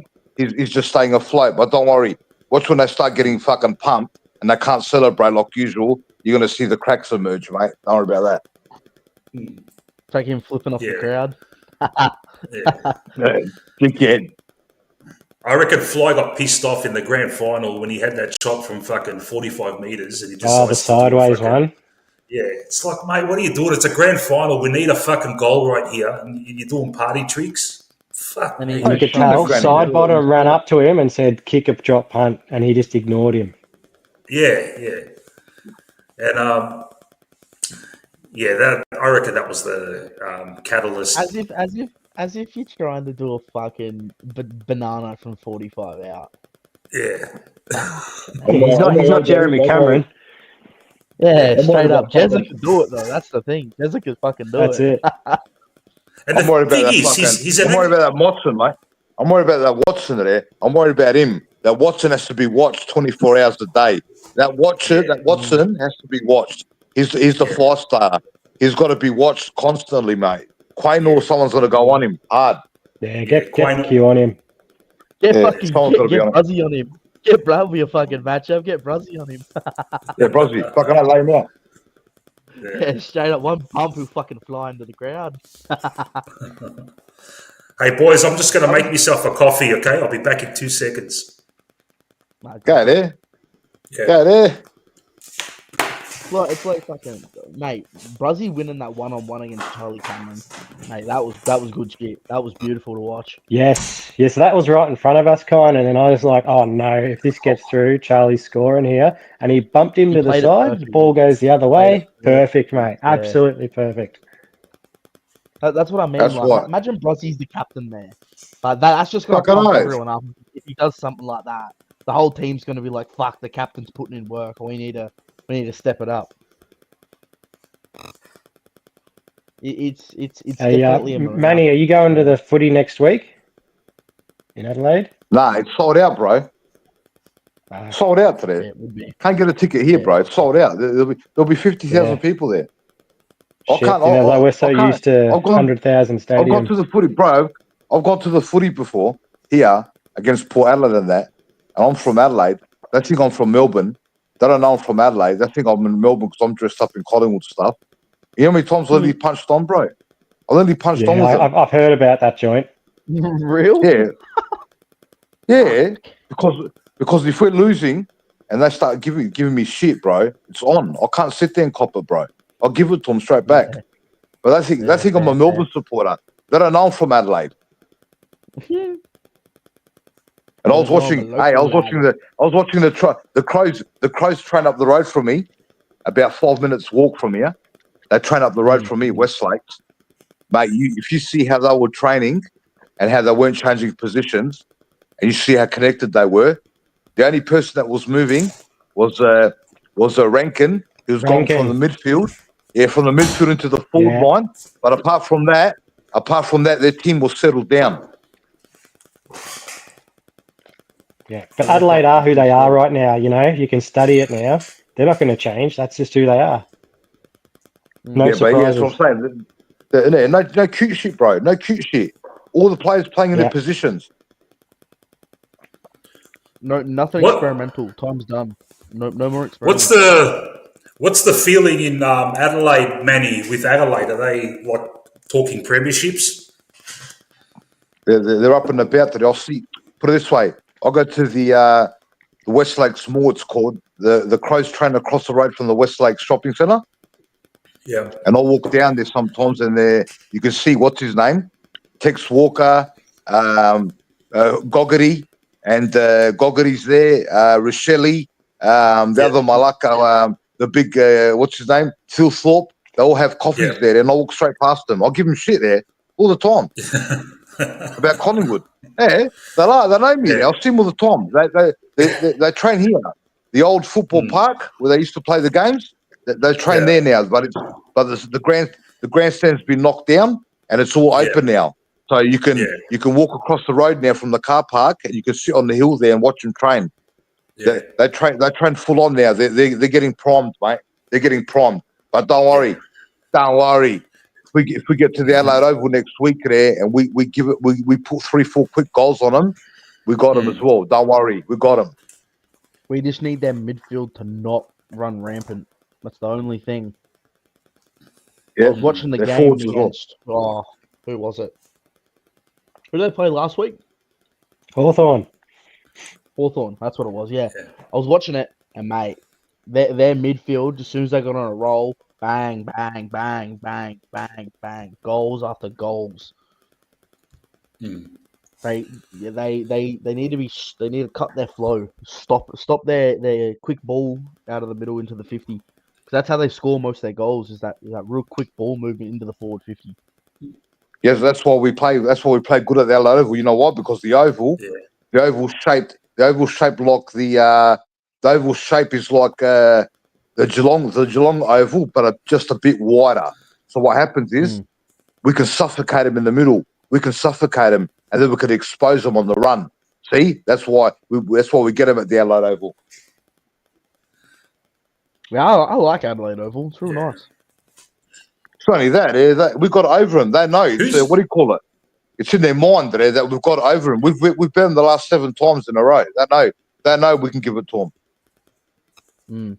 And we did it earlier in the year too, when they had the same team and everything. Yeah. Who's the bigger team over there? Bigger team? Oh, yeah. Who's Adelaide, bigger, Port or Adelaide? Who's got the more supporters? Port's the more Collingwood traditional rusted on unit supporters that are missing teeth, etc. Roughies, you know what I mean? Right? Yeah. So Port Adelaide like the Collingwood supporters, you know what I mean? Rough, don't give a fuck. Yeah. Right, real heavy duty supporters, rusted on. Adelaide's more of the like poshy sort of stuck up plastic family supporters. Sort of family style supporters. They got heaps of money, but Port are like 100 years old, 150 years old. They're rusted on, proper hardcore supporters there. Yeah, and they will punch on. I went to a few games in Adelaide, and they will punch on. Fucking hell. I nearly punched on there. I nearly punched on every time I went to the footy there. I nearly punched on until I told them that I'm from Adelaide and where I live and who I know. Then they pull up. There's a lot of Collingwood supporters there too, huh? Oh, here in Adelaide, surprisingly. Oh, we've got heaps of supporters here. Oh, we've got heaps of supporters here there. And I mean, rusted on, passionate, fucking heavy duty supporters here. Yeah.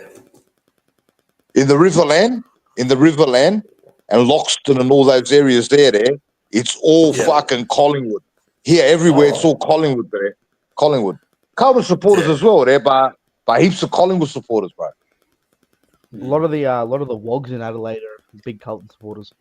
yeah, a lot of them. Heaps of them. My friend's one of them. Give him shit all the time. Good fun. Yeah. But when Crows play Adelaide, you never see Crow supporters in Port Adelaide, and you won't see one Crow supporter walking around Port Adelaide. They'll cop it. Rough as guts. They always stay away from each other.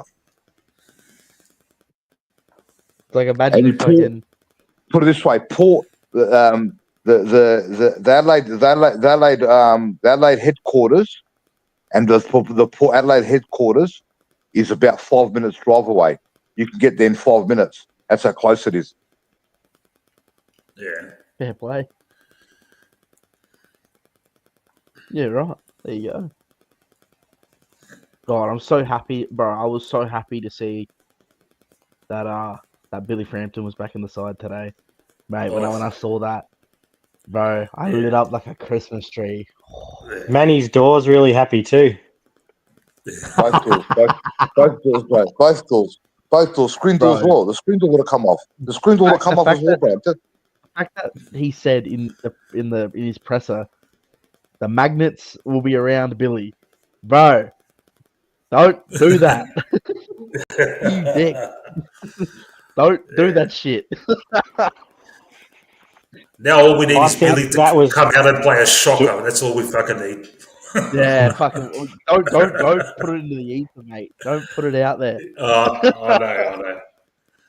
But I'll tell you what, look at it's chalk and cheese, man. Like Frampton back there, all right, compared to Dean, like he's better than Dean in every aspect. He can take a pack mark if you know when he's got the ball. All right, I used to be nervous with Frampton, but now he does the right thing. He handballs it to one of the smalls, and we're out of there. You know, he's instilled the confidence in us that he can do it. Yeah, and he keeps his feet. And he's beaten quality forwards in the past, like one-on-one, you know? Yeah, he like kept Silthorpe to 0 goals. Last time, yeah. He schooled Curnow. Yeah. I remember even like 2023, mate, he fucking destroyed Tom Lynch at the G, you know? So he can stay on his man. That's all you want, mate. Let Darcy and Jezza do the intercepts. We don't have many genuine one-on-one defenders, which is what Billy does. Yeah. And that's why he's so defense, bro, pivotal. And the thing about Howe and Frampton is they will cut off a lead for another player. So you know how many times Moore's been trailing these blokes on the lead, and they get it. Well, one week Dean could have cut off the Freo player Voss, and he just didn't. He just didn't get in the way. Whereas like Howe and all these blokes, they get in the way. They put a body. They put a body there. Yeah. Yeah. Exactly. And plus, Frampton, I'm pretty sure he averages. I think this season he's averaging like an 85% disposal efficiency. Yeah, he's dishing it off to people who can kick. You know what's the best thing about having Frampton and fucking Howe? The best thing about having Frampton and Howe is 100%, you know that if the ball gets over the back, you've always got an anchor back there. There's always one of them in the back 50. But if Darcy Moore's there, you know that the back 50 is open and they're walking goals. But at least with fucking Howe and Frampton there, you know there's an anchor back there that if they get over the back, that Frampton can put some pressure on until our backs get back and support. Right, but with fucking Moore there, forget about it. It's all over. Yeah, I think the reason why our defense is so good is because we can have Darcy Moore play that aggressive role because we have Howie and Frampton play those anchor roles. But when he's stuck by himself and he's trying to play both roles at once, and he's got another defender that doesn't know where the fuck the goals are. It's rough. Put it this way.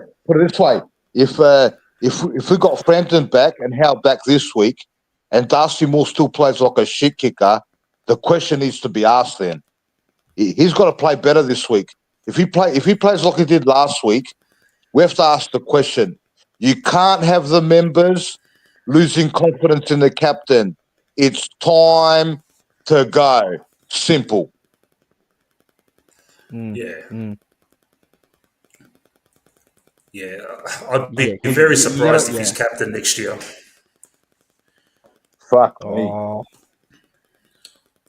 I don't know. I think McRae has a special... You reckon Fly loves him? Do you go straight to Nick or give Bruzzy a year or two? No, the players vote for it, boys. The players vote for it. The players vote for it. It's an anonymous. What would anonymous you prefer? vote. I prefer Bruzzy for 1 year, and then I'll give it straight to Nick. Give it Bruzzy for a year. Let Bruzzy fucking prep Nick for captaincy. Give it to him. Exactly. Yeah. You need your captain, boys. You need your captain to fucking. You need your captain to have fucking testicles, bro. He needs to have Maxwell. testicles, man. Huh? Down back, Maxwell killed it, mate. Yeah. Fucking oath, mate. Bulletproof. Yeah. And Maxwell used to absolutely fucking tear shreds into anyone that wasn't fucking going with the game plan.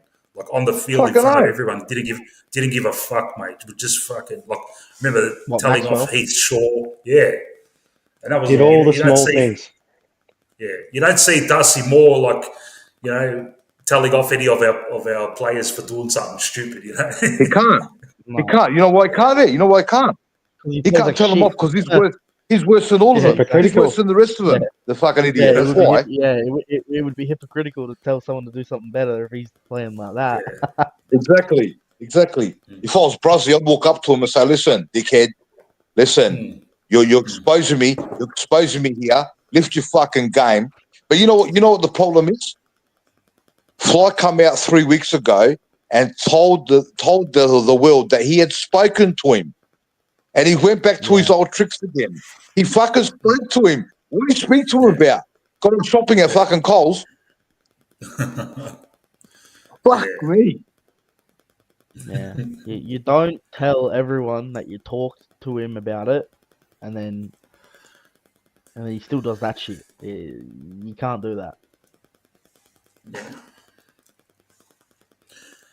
Because it doesn't make any sense. Because if you really fucking spoke to him, then that means he's not listening. That means he's not listening to instructions. The captaincy's got to his head, and he's playing above the team. Simple as that. He's got to get pulled back into line. Yeah. Yeah, it was like that video I sent into the general chat in Anthony's server. It was him on like this morning show talking about what consent is with his girlfriend. It was so fucking bro. Focus on playing football. Too much corporate talk, bro. Too much fucking politics. Hey, listen, buddy. Yeah. Listen. Go out there and put your fucking body on the line. Hey, mate, do you understand who you are? Mate, you're the captain of the Collingwood Football Club. If I wore that jumper there, I'm a shit kicker. I'll guarantee I'm a shit kicker. But I'll guarantee you one thing. I'll walk out knocked out off the fucking field. There's no way that I'll shirk a contest there. I'll get myself knocked out on purpose just for the fact that I'm the Collingwood captain. I've seen him sometimes there. I've seen him walking back inside 50. You know how angry it makes me there when I'm seeing him walk back at Collingwood captain. It makes me fucking lose it, man. It's tough watch. He'll be a politician after he's retired because he's studying some fucking political science or some shit. He is. Yeah. So, he is, yeah. He'll be the one.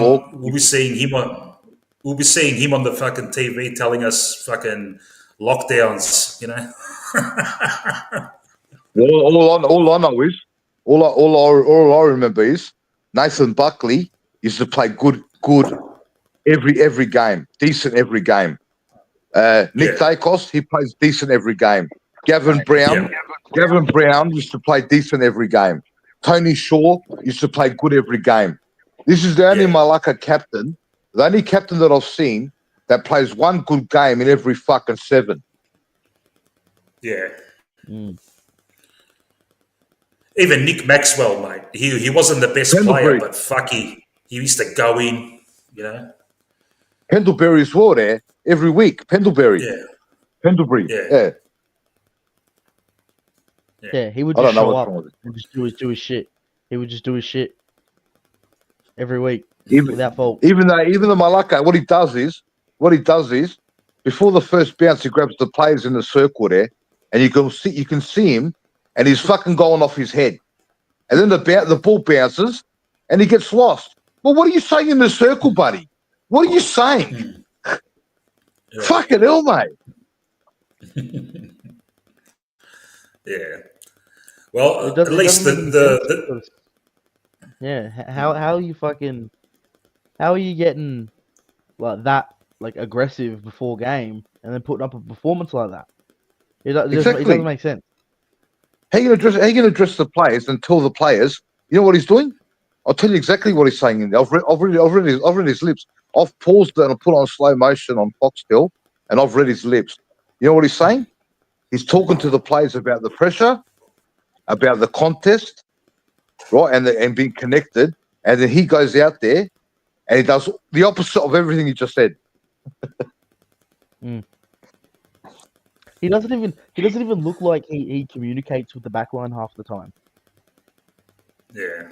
Like I swear, I don't see him saying, hey, you cover this, I'll take this. If I need your help, come over. Yeah. Yeah. Nah, Jeremy Howe does that. Exactly. Yeah. So why the fuck is he the captain? It doesn't make any sense. Yeah. Exactly. If he's not At communicating least, with his players, especially as the key back role, like that's what you need to do. And that's why Frampton's good, because he does it. You watch him on the field, he guides players around. yeah. Put it this way: if we win the flag, he's going to go down. He's going to go down as a premiership captain. But I guarantee you, he's only captain by name. He'll be only captain by name because he doesn't deserve to go down as premiership captain. Simple as that. Yeah. Yeah.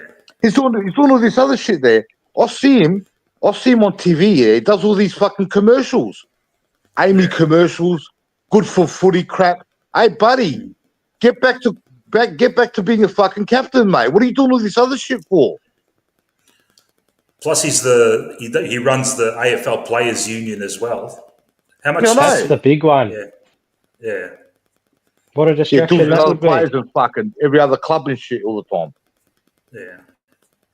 It just doesn't make sense, man. Like, I only see Nick in like one commercial, and it's some face cleaning fucking commercial. I don't know what it is, but like, bro, he's not even the captain. But he does one commercial. Same with Quaynor. He's in one or two, but like you don't see Jeremy Howe in any. You don't see fucking Frampton, and you don't see Bruzzy. You don't see fucking. You don't see Bobby Hill. You don't see Jamie Elliott in many. Like, bro, like, why are you in 6 different commercials that all get played on KO, bro? Like, exactly. It's fucking crazy. And we've all heard the story in the 23 granny last quarter. Pendlebury plays. He captained the side for that quarter. He pretty well did. You know? Yeah, Exactly. Mate, Mate, if he's playing good footy, I don't give a fuck what he does, mate. But when you're not playing good football and you're doing all this other shit, mate, get back to doing what's right for the club. You know what I mean? Yeah. Yeah. Wasn't there there was like a whole documentary about Pendlebury asking Nick, well, do you want to be a part of the centre bounce or not? Yep, that's it. Was that the whole thing? Yeah. He was commanding the midfield. Yeah. Yep. Yeah. I don't understand why you have 3 leaders on the field when you have a main one that's on the field, but then you have 3 others that are doing the fucking better job. It doesn't make sense. Yeah.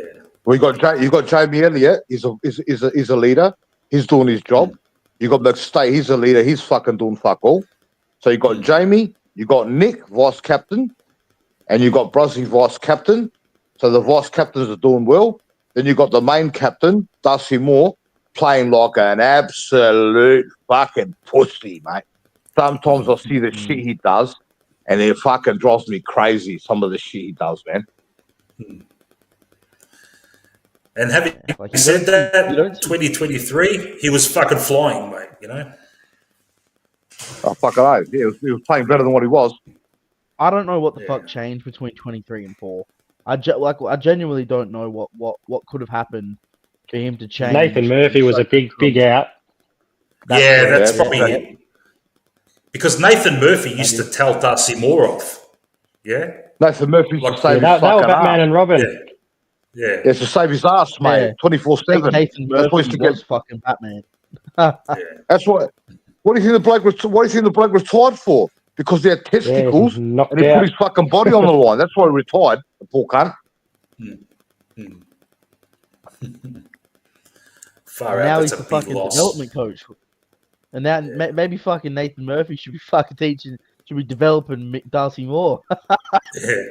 Yeah, I know. Massive loss, huh? He was young as well, 22. Fuck. We could have had him for 10 years there. Fuck, he was only 22? Yeah. Fuck. I thought he was older. He was young, bro. 25, 6. Yeah, right. Nah. He's only 23, 24 now. Fuck. Yeah. And when Nathan Murphy first started, he was shocking, mate. When you watch, when he was like starting out in the reserves. So that's why, like, I reserve judgment when we're judging younger players because I remember Nathan Murphy and I remember Bruzzy. Brazzy, when they Myercheck. start. Even going back even further, Swanee, I remember watching him in the reserves and thinking, this guy's fucking shit, man.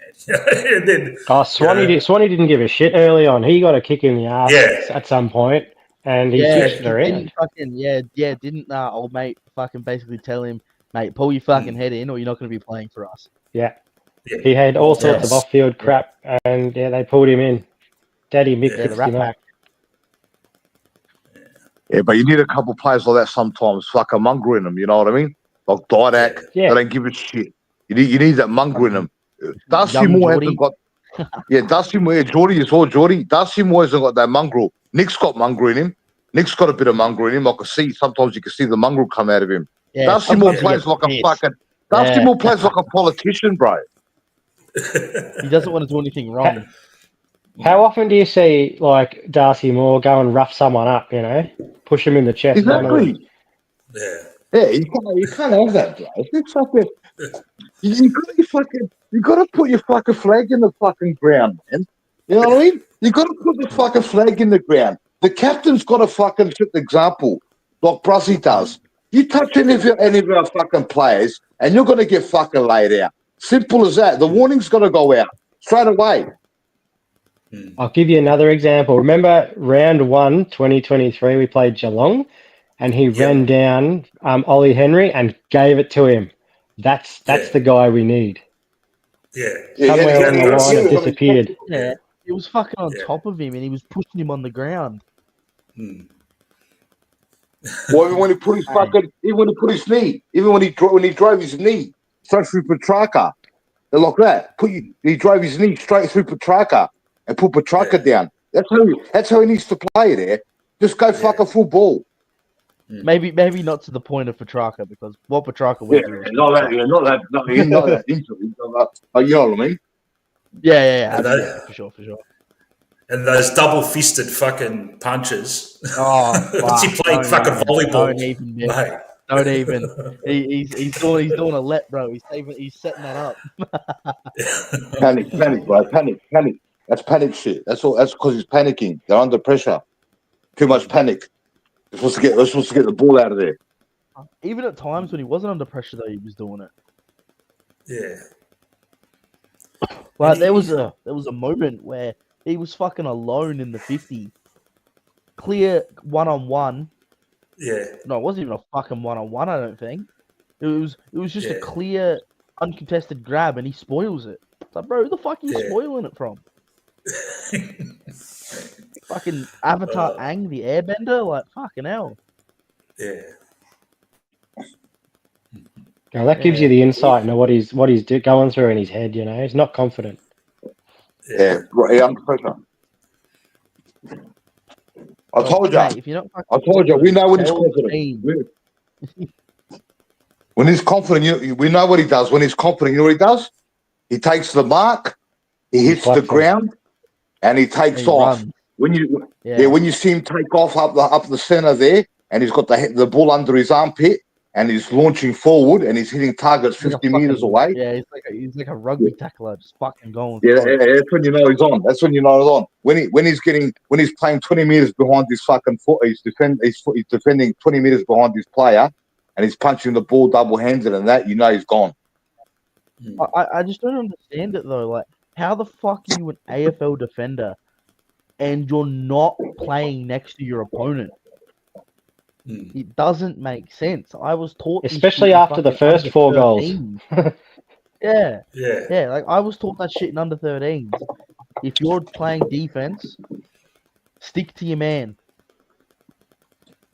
Unless you try. Yeah, but he's on a lockdown defender, bro. He's on a lockdown. He's on a lockdown defender, bro. He's an interceptor. That's the problem.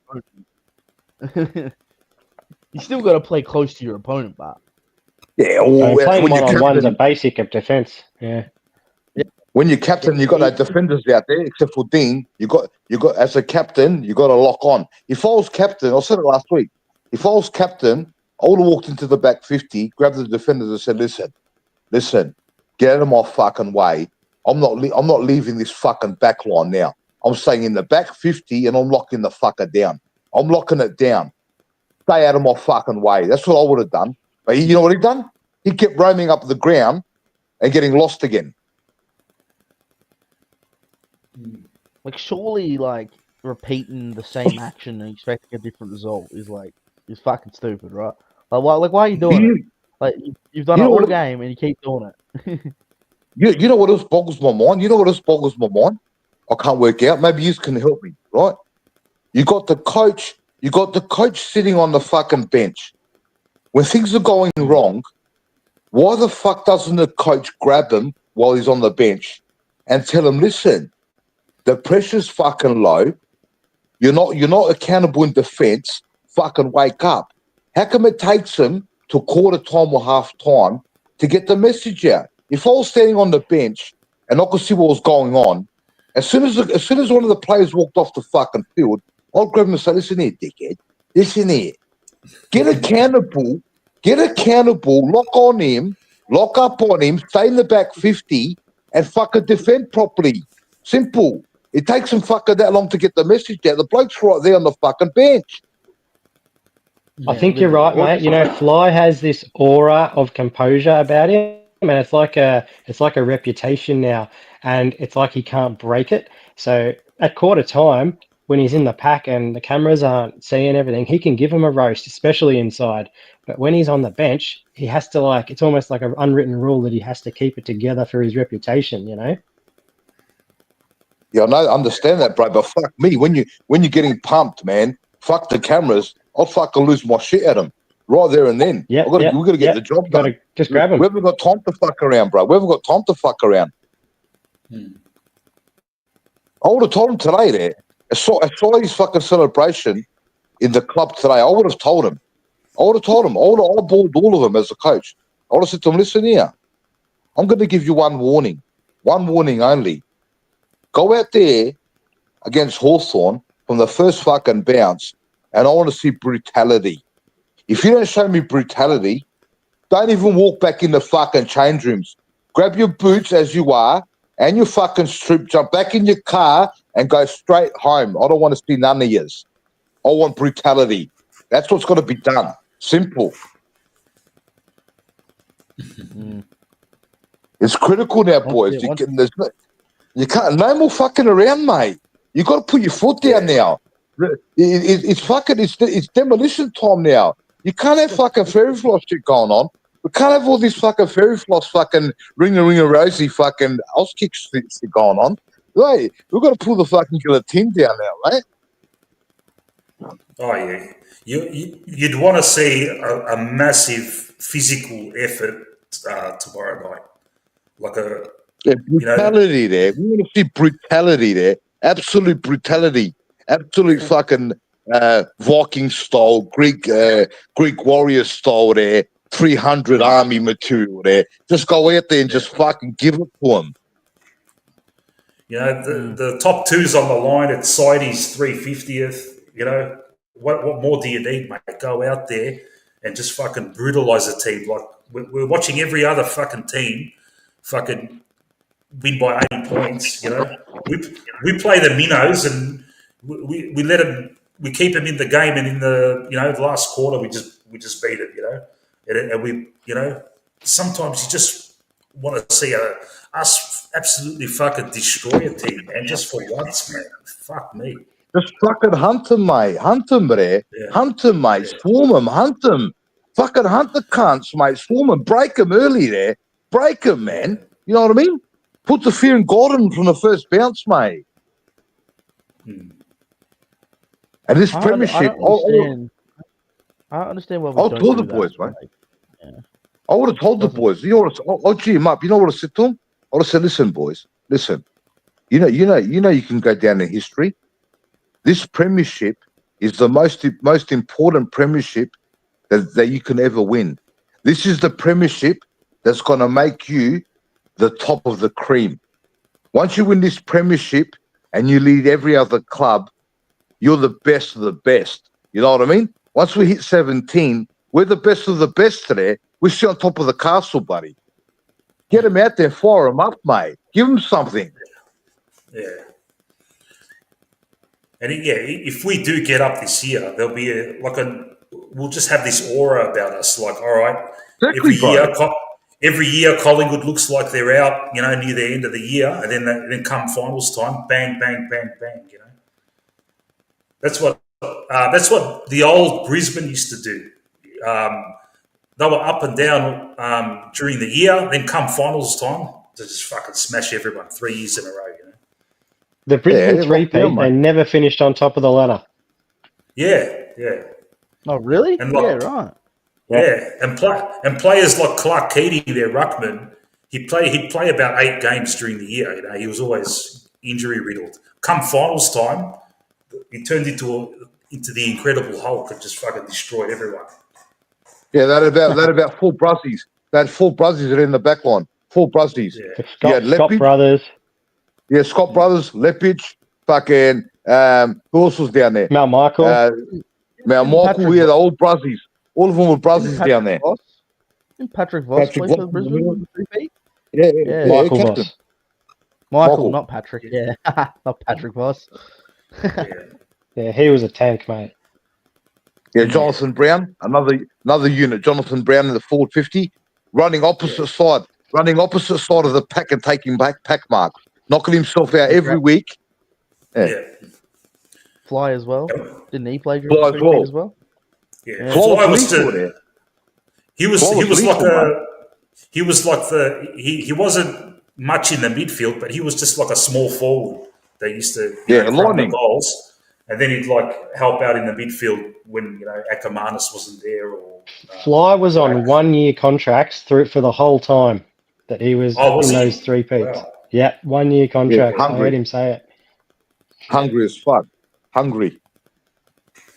And one thing, whenever I'm fucking talking with mates and stuff about the history and all that sort of stuff, I always try and tell them. I go, yeah, Brisbane was one of the greatest teams ever. They had all these fucking great players. And we nearly fucking beat them with a team of fucking hacks, mate. 2002, when we lost by 9 points. True.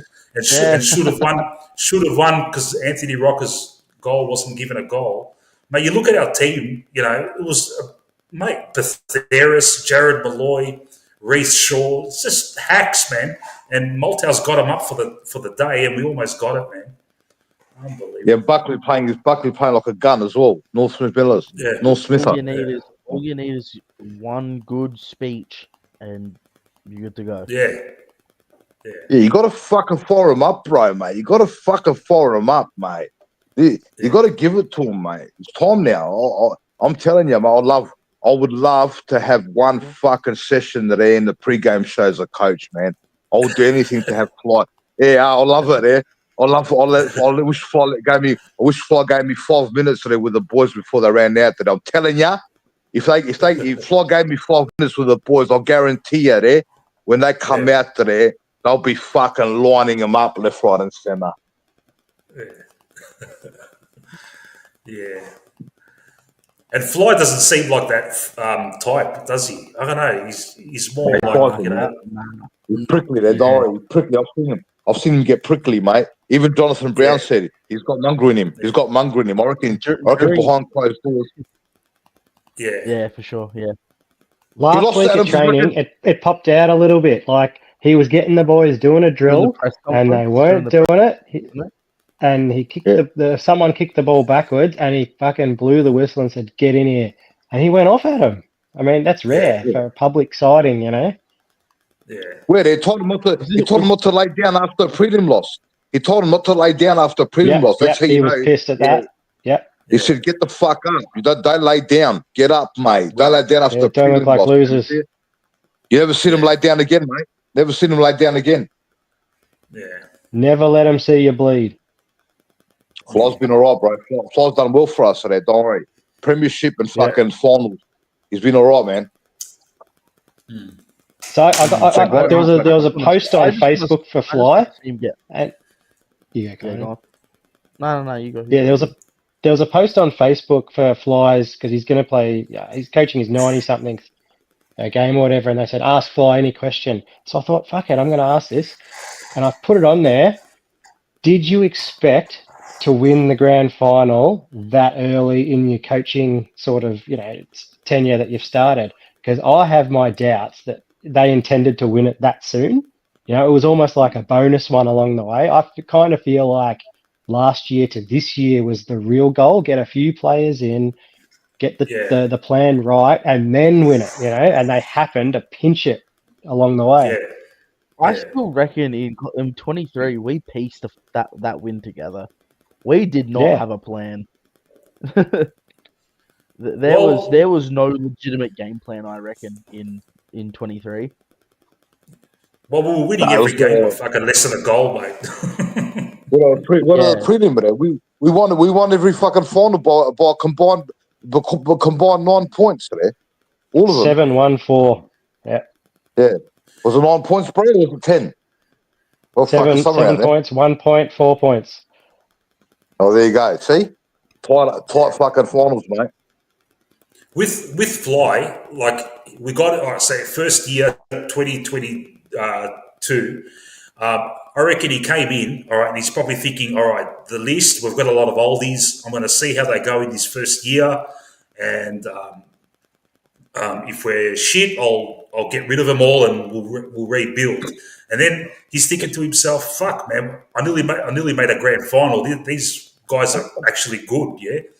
And then we won it the year after. Last, yeah. So as you said earlier, like his plan was to be around now to be like to be starting to contend. But he surprised himself and thought, "Fuck, man." The first year, these guys are okay, yeah? All I need is a couple of changes, McStay, whoever coming in, Tom Mitchell, yeah? And it came good.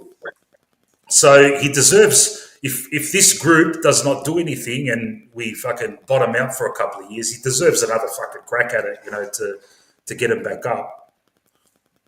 Yeah, but if you think about it, properly, all our older players, they played good this year. Sidebottom's been good. Pendlebury's been good. What's his name's been good. Who else? Howie's been good. They only play. All the older players are playing good football. It's the ones underneath that are playing like shit. Elliot, exactly. Elliott's been good. Well. Hoskinelli's been up and down. It's the other players down the bottom level are playing fucking shit. Yeah. I saw something about our bottom six being one of the best in the league. Like, so, your weakest link or whatever. And they said a lot of other teams' bottom six is constantly rotated. And for a part of the season there, we didn't. We had a pretty solid, 1 or 2 changes a game, Yeah. And ever since that's sort of gone out and we've been rotating too much, that sort of bottom six have been under more shit because there's no one up above to rely on a bit more. So they each have to have a bigger percentage, of trying to win. But same thing throughout the year, our bottom six has been pretty good compared to other teams' bottom six. Fuck it out. Yeah. Even Sullivan played fucking 14 games. Sullivan played 14 games. Sullivan, Allen played a few games. So yeah, they're doing all right. It's the players. It's the players like fucking. It's the players like Lipinski, Hoskin Elliott that have up and down games all the time. If they can stay consistent, we're laughing. Yeah. And Darcy Moore as well. They've got to be consistent. When we rested Lipinski, for Gold Coast, that was ridiculous. Yeah. Why the fuck are we resting an informed Lipinski? Yeah. And he flew up with him and was there. It must have been and we saw Pendlebury. And we saw Pendlebury as well. And we saw Pendlebury. We also fucking then we rest fucking Membry after he has a kid. I get he had a kid, but bro, surely you can play one night of the week, right? Like, I know. Come on. Hey, you play him against Fremantle. You play him against Fremantle, and you tell him you're going to rest him against Richmond. They rested him against Fremantle and played him against Richmond. Made no fucking sense. Yeah. Yeah, why the fuck are you not resting him against Richmond? It makes more sense. Yeah. But no, let's experiment against one of the informed teams. Yeah, Rogie. Yeah, that makes sense. Why? That's the thing. If I we reckon don't win the flag this year, we're going to look back on that in that like middle part of the year where we did all that Management, bullshit. all Yeah, management's fault. yeah. But if we win it, it was a masterstroke. Look, if we're not good enough now and for the next sort of 8 weeks, then we're not good enough, you know? Yeah, no, we're good enough, mate. We're good enough. I know Oh, we are. I know I'm we're good saying enough. we are. We're definitely good enough. Our Well, best footy's the best. that second half against Gold Coast when we came back, there's no team in the league that could have done that. The way we did it. St You know? Kilda, maybe. Fucking, Yeah, I don't know, yeah. man. Kicking 12 fucking points in a row is disgusting. Oh yeah, the start. Yeah, that was ridiculous. We didn't even show up. That Mate, was the I was at worst. work and I was polishing wine glasses, and fuck me, bro. When I saw that 12 point, fuck, bro, I dropped the glass. I genuinely dropped the glass and it broke and smashed everywhere. I was so just shocked. Like, how are we kicking 12 points and not scoring a goal until third quarter? You got to be fucking. You got to be. You got to be level at quarter time at least.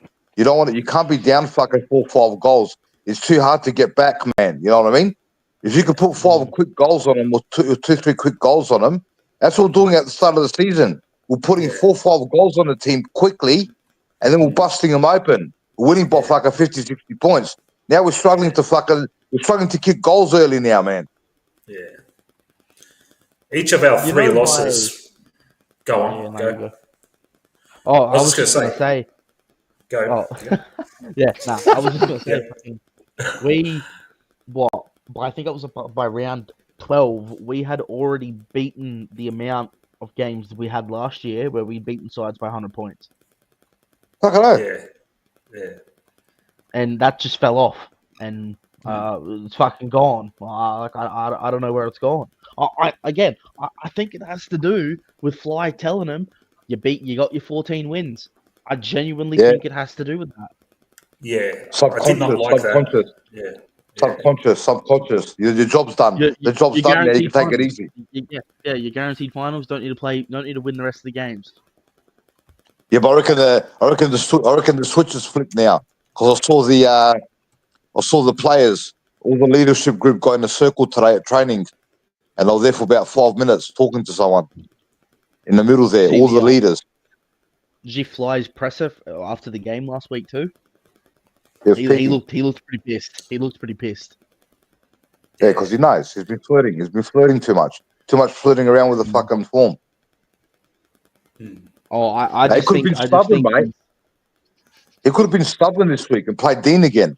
The best thing for me today was that Fly's back and he's gone back to normal. He's recognised that we're in trouble, and he's put our best team in now, and he's gone to launch time. He's trying to staunch the flow, trying to stop the bleeding. Yeah, get it back to how it was before. Get us in form and connected before the final series. Put it this way: we lost to GWS. We didn't lose another game all the way through until the Geelong game. Yeah. On our boot, the kick was on our boot. Crispy missed it, and then we went on another run until recently, when he said we made finals. When he said we made finals, like you said, and then the fucking dropped the vertical drop. Yeah, went straight down. Went straight down. Yeah. Even Dusty Moore's form went down. Even Dusty Moore's form went down from that day. Mate, 6 weeks ago, he was getting record equaling fucking intercept marks. Exactly. And it's disappeared. It's gone. I don't understand how it can leave and go so quickly. Well, he said they celebrated it. Yeah. He said they celebrated. He said in the press conference that they celebrated the 14, 15 wins, securing a top 8 spot. Silly. Don't celebrate it until it's over, mate. You know what I would have done? I would have said, here, good job. Yeah, you made the fucking 8 now. Now you're going for top 2 minimum. Get back out there and hit the training track. There's still work to be done. Don't worry about fucking finals yet, mate. Finals don't mean fuck all unless you finish fucking top 4. Mm.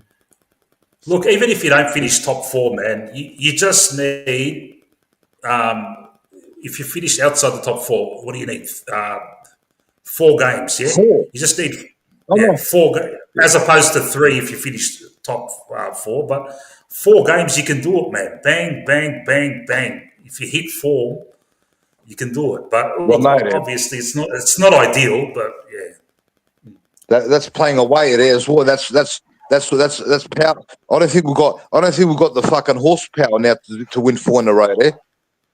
Yeah. At the start of the season, maybe. I don't think we're powerful enough to win 4 in a row now. Yeah. I miss when everyone was calling us too old and too slow, and then we just proved them wrong. Yeah. No, we got speed, mate. Don't worry. Once Nick takes off, no one catches him. Nick's fucking lightning. We got speed. Crispy's quick as well. The goalie's got speed as well. Mitchell's the one that's got no fucking speed. Yeah, but he doesn't need it. Yeah, he's a digger. He's a digger, mate. The wombat. Yeah, the wombat holes. That's what worries me a bit about tomorrow. Just, I'm looking at the team. It just looks a bit slow without McCreary and Hill, man. And like just in the past, you're watching Hawthorn the way they just fucking run rings around us. Here's a real question: What's gonna happen next season? Just one of them, Hill or McCreary, would love one. Huh? With who? Reef McInnes. Oh yeah. What's gonna happen with Frampton playing as good as he is? Well, what's gonna happen with him? Reef was never going to cut spots. Reef was never put it this way. Reef. Look, all this talk about Reef being a fucking key defender there was fucking delusional. Reef was never going to make it as a key defender. Frampton was always better than him. Bro. Come on, man. Reef will be now 3rd in line if Silvani comes in as well. Yeah, exactly. But at the same time, with Reef, I don't think he was doing much wrong as a 3rd tall forward. You know, no, he'd kick a couple of goals. All right, he kept getting knocked out and whatever. But he's still young. He still can learn that craft. Yeah, I reckon when he comes back next year, I reckon they'll put him back forward again. I reckon TJ and Cochran. I reckon TJ will go past him. Hey, who's that new fucker that we got that's kicking like 5 goals in the VFL? House. Yeah, fuck, bro. He looks good. That's why I'm not worried about losing Mychek. Because if Mychek leaves, you just bring one of those forwards in. Where's Steele-House? Yeah. It's interesting, the future, mate. Charlie West can be anything, man. And then you got Jeremy Howes. Mate, he could be our fucking Sam Darcy, bro. He could be our Sam Darcy. Charlie West will get good, don't worry. Give him constant games of football and he'll be good, mate. You watch. Don't worry, he'll be good, mate. If he's ripping the VFL to shreds, as soon as he gets used to AFL and he settles in properly, he'll be fucking full on for us. Yeah, for sure. And Roan Steele as well, mate. Yeah, get him in as well. Roan looks really good. Yeah, he's mature. When he came in, he's 24, I think. Yeah, you got to get him in, bro. Yeah. But it's good because his body's already developed. Yeah, exactly. Yeah, that game he played for us, where he started on, mate, he didn't do anything wrong. Against Carlton. Yeah, he put it into space. He was good. His kicking was good. His running carry was good. His hunger to take the game on was good. What else happens is when you got young players in the VFL killing it, and you got oldies in the AFL just taking up their spots. That's when other clubs come hunting for them, and you start losing them. That's why you got to play him in the AFL. Exactly. Yeah, we get Petrarca next year. We get Petrarca, you reckon? I reckon if we get Petrarca, new lease of life. He looks down to me. He looks down. If we get Petrarca, Collingwood supporter, and rejuvenate him, get him there with Nick and Josh, and rejuvenate him. I reckon it'll be a monster in the midfield. I'm telling you. Him, Geordie. You put Geordie, Petrarca, and Nick Dacos in the middle. Forget about it. Long and Titch will never play again. Yeah. Long will be back in the Rezzies, and Tom Mitchell's playing for his career these last few games. Yeah, he'll be playing for his career. It's his chance, mate. It's his chance. So but you expect him to know that and to fucking put in a fucking a good shift, mate. Not to be fucking just slapping it on his boot just to no one. Yeah, well, as Anthony said, he said Tom Mitchell will be licking his lips for an opportunity. Yeah. Especially after getting dropped. Fucking wild that he was dropped. I still can't believe that. I still cannot believe that. I think it was a carryover problem. So, I think they knew this 5-day break. This was the plan all along. He was never dropped as such. It was they didn't use the word, but he was rested for this match tomorrow night. I guarantee you. Mate, he played one game though. Did he need to be? Yeah, rested? I know. It was stupid, but they were being overcautious. Needs to get the ball fed out, mate. Needs to grab that ball, mate, and feed it out straight away. Feed it quickly. As soon as you get your hands on it, feed the ball straight out to Nick. Feed the fucking straight out. Get the ball. Him and Nick have that type of connection like him and Pendlebury do. Yeah, even Geordie and Nick have got a connection as well. But Geordie, they just got to play a bit more football together. Geordie can do damage in the midfield as well. Yeah, that was 2023, mate. Mitchell, Geordie, and Nick, mate. They used to always, find each other and get the ball out, mate. We've missed that. That's when Nick was the outside player. Yeah. I hope he gets back to doing it. And I honestly hope to see Nick off the half back line more too. Yeah, off the half back line and then drifting forward, and kind of confusing the opposition. Yeah. Yeah, half back line. He disposes the ball. He power runs straight through the midfield, gets a link up, and then he gets a link up again in half forward and finds the target inside 50. That's what we need from him. Just run that line. Win the ball in the midfield. Exactly. Run the line from the half back line. Run that fucking line straight up the middle. Link up. Get the ball at half forward and find a target inside 50. And kick a fucking set shot. For fuck's sake. How many times am I watching and the game is tight, we get a set shot 25 meters out on the angle and they fucking miss the goal, man. And it's fucking starts snowballing from there all the time. Every fucking time, man. Yeah. McStay, Checkers kicks the goals at the start of the game and then come near the end when we need a fucking real fucking goal to fucking help us out. He fucking shanks him. That's when you look for Elliot. Exactly. Elliot will kick him. Yeah. Elliot will kick him from the boundary. Elliot kicks him from the boundary. Then the game's tight. We need one more goal to bust them open. He gets a kick from 20 meters out and he misses it. Yeah. Or he doesn't make the distance from 40. Exactly. all that weird shit that happens to us, man. Some real weird shit happens to Collingwood, eh? Some weird shit happens to us sometimes, man.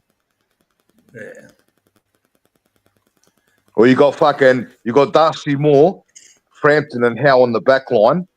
The fucking forward kicks it in. They go up for a spall and they miss the ball and it fucking goes through the goals. Shit like that. Mate, I don't think we'll ever improve our centre bounce. Fucking getting it out of there, mate.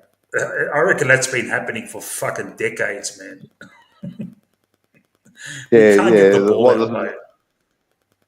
The centre break there. The centre break. Yeah. Yeah, we've got to break even there. If we don't break even, we're fucked. Yeah. You know what? Because at least when we break even, I mean, when they win the centre bounce and they come out the front of the stoppage, because it's 6-6-6 back there, our defenders get exposed. But if it's during play, our defenders roll back and we can cover it. But when it's 6-6-6, forget about it. If they're running straight out of the middle of the stoppage and they're on the lead, we're fucked. Yeah.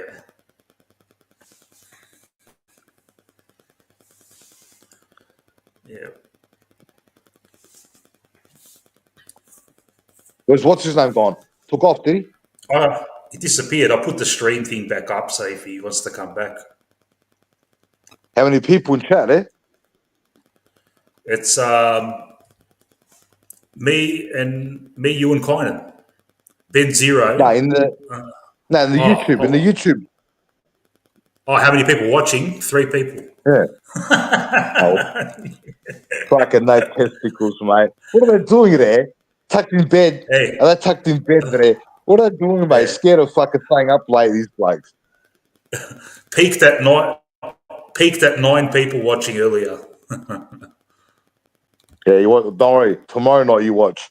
Yeah, tomorrow night you watch. Win or lose, it's going to be fucking packed out. I'll give you the big tip. Yeah. There'll be people fucking celebrating. Ben's still with us. People celebrating it, or people fucking wanting fucking mental health. Yeah. Yeah. Mate. I might I'm going to talk. Go on. How'd you start supporting Collingwood, Mick? Me? Yeah. I grew up in Thomastown, yeah?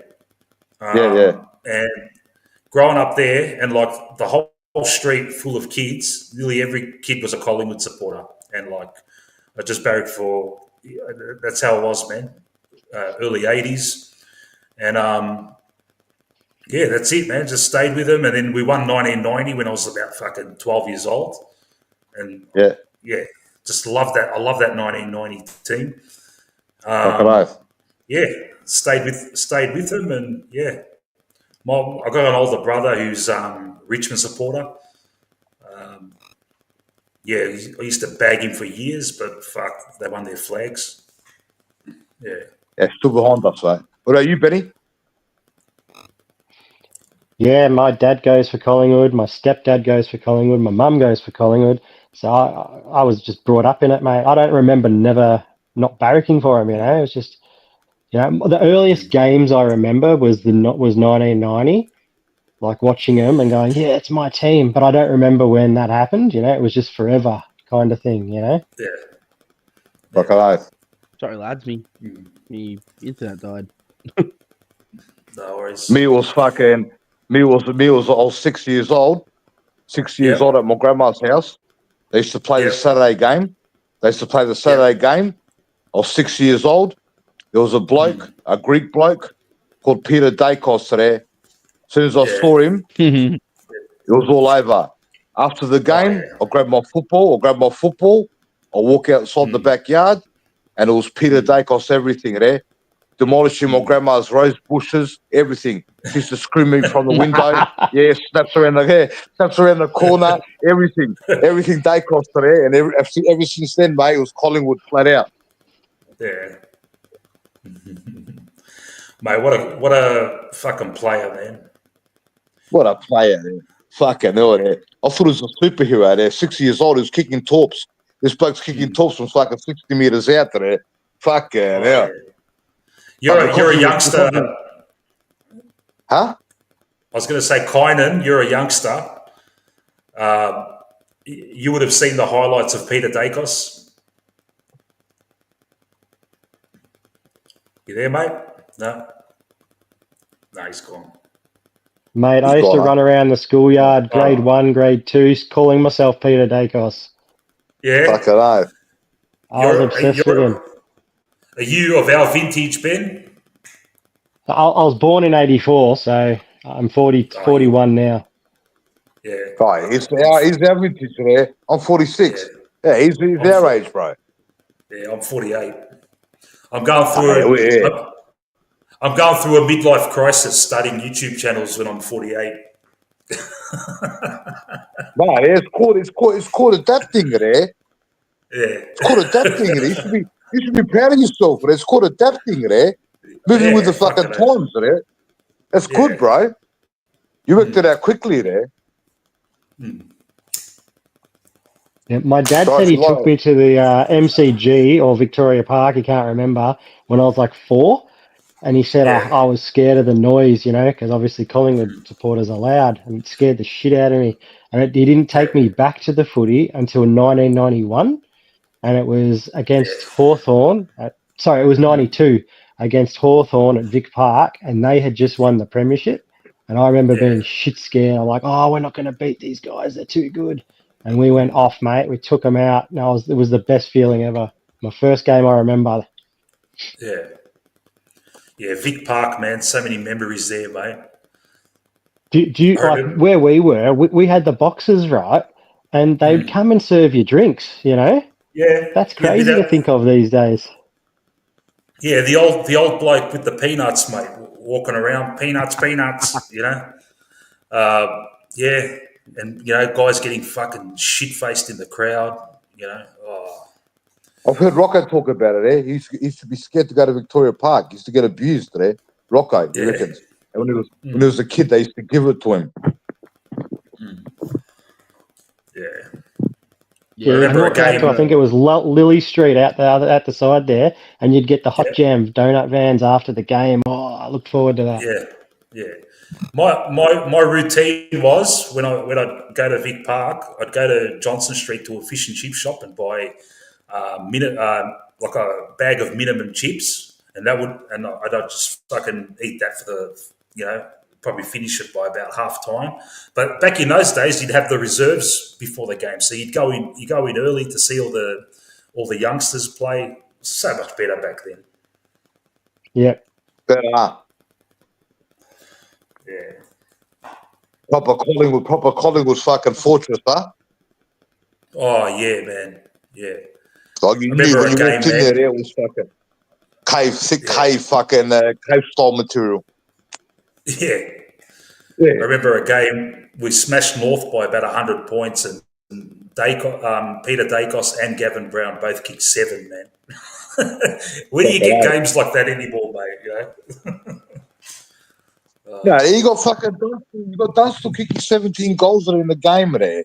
That's why when people come up with all these fucking gun forwards there, I can't understand that gun forward.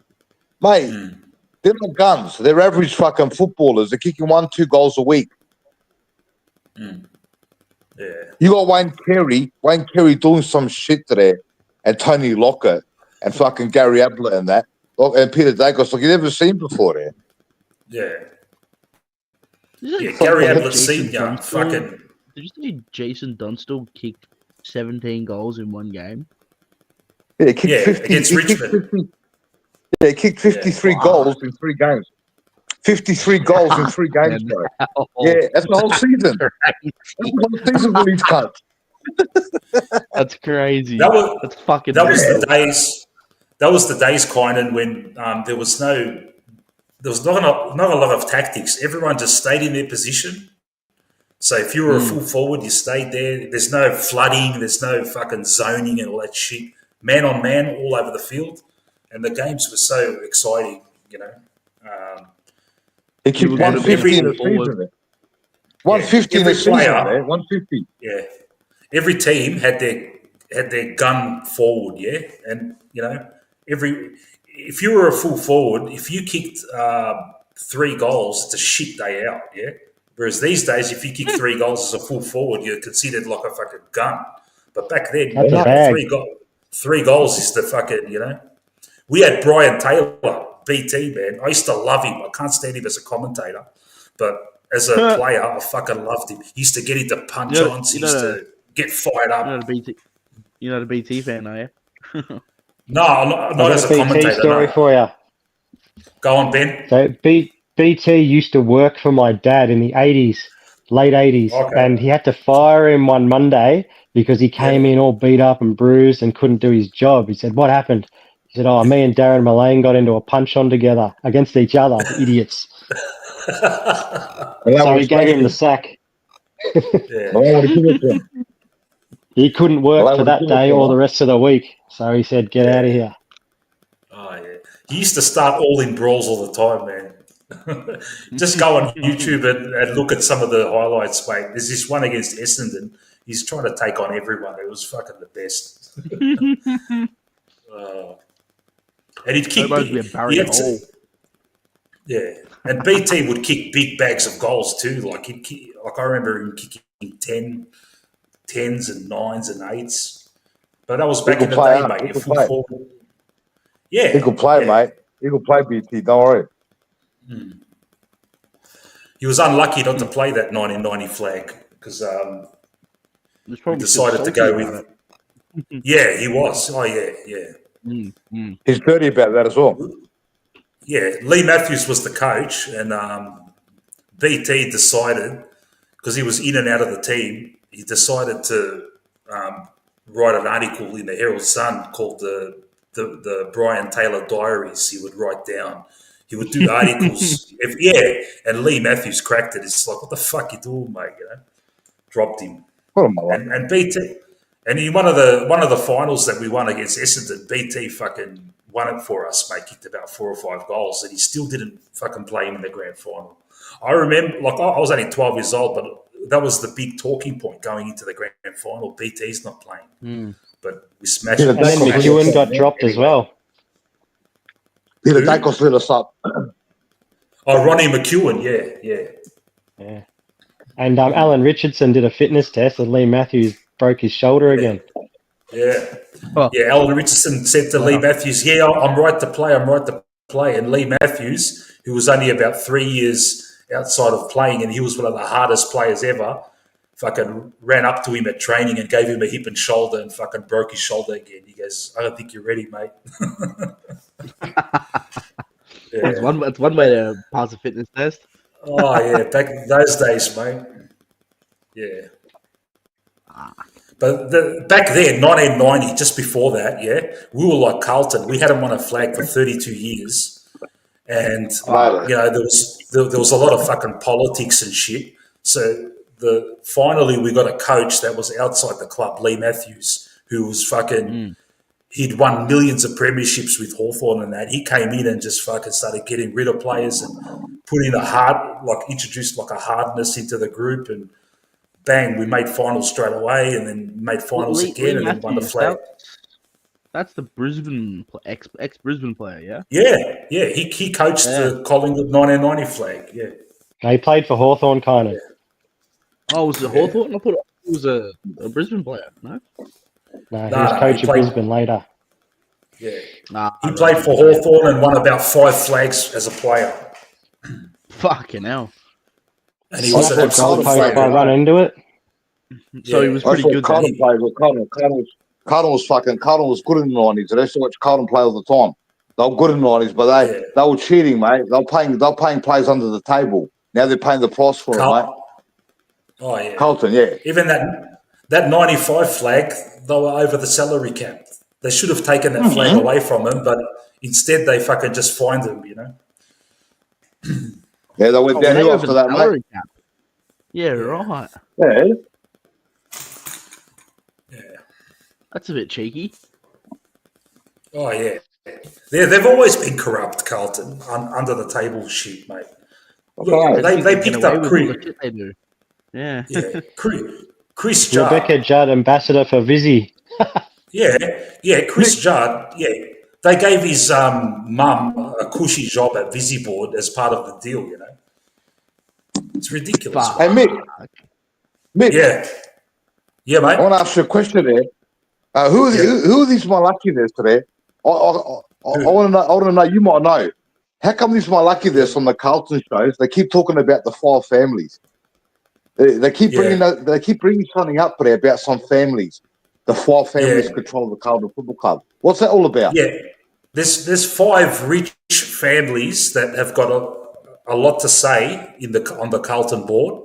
They're like fucking, and they've been involved in the club for fucking years, and they're always fighting each other to try and get control of the Carlton board. It's like the fucking mafia almost, and that's why they're never stable, off the field in their administration, because there's always like these different groups behind the scenes that are fucking trying to control things.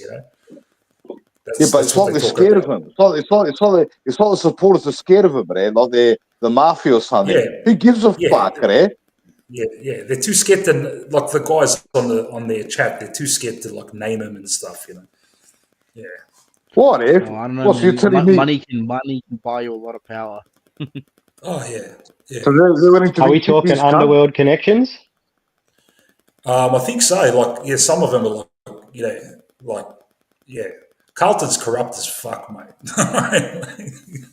Like they get away with playing players with fucking concussions. Harry Mackay. Oh yeah. Even 2022, when we beat them in that last round, Cripper shouldn't have played that game. He should have been suspended.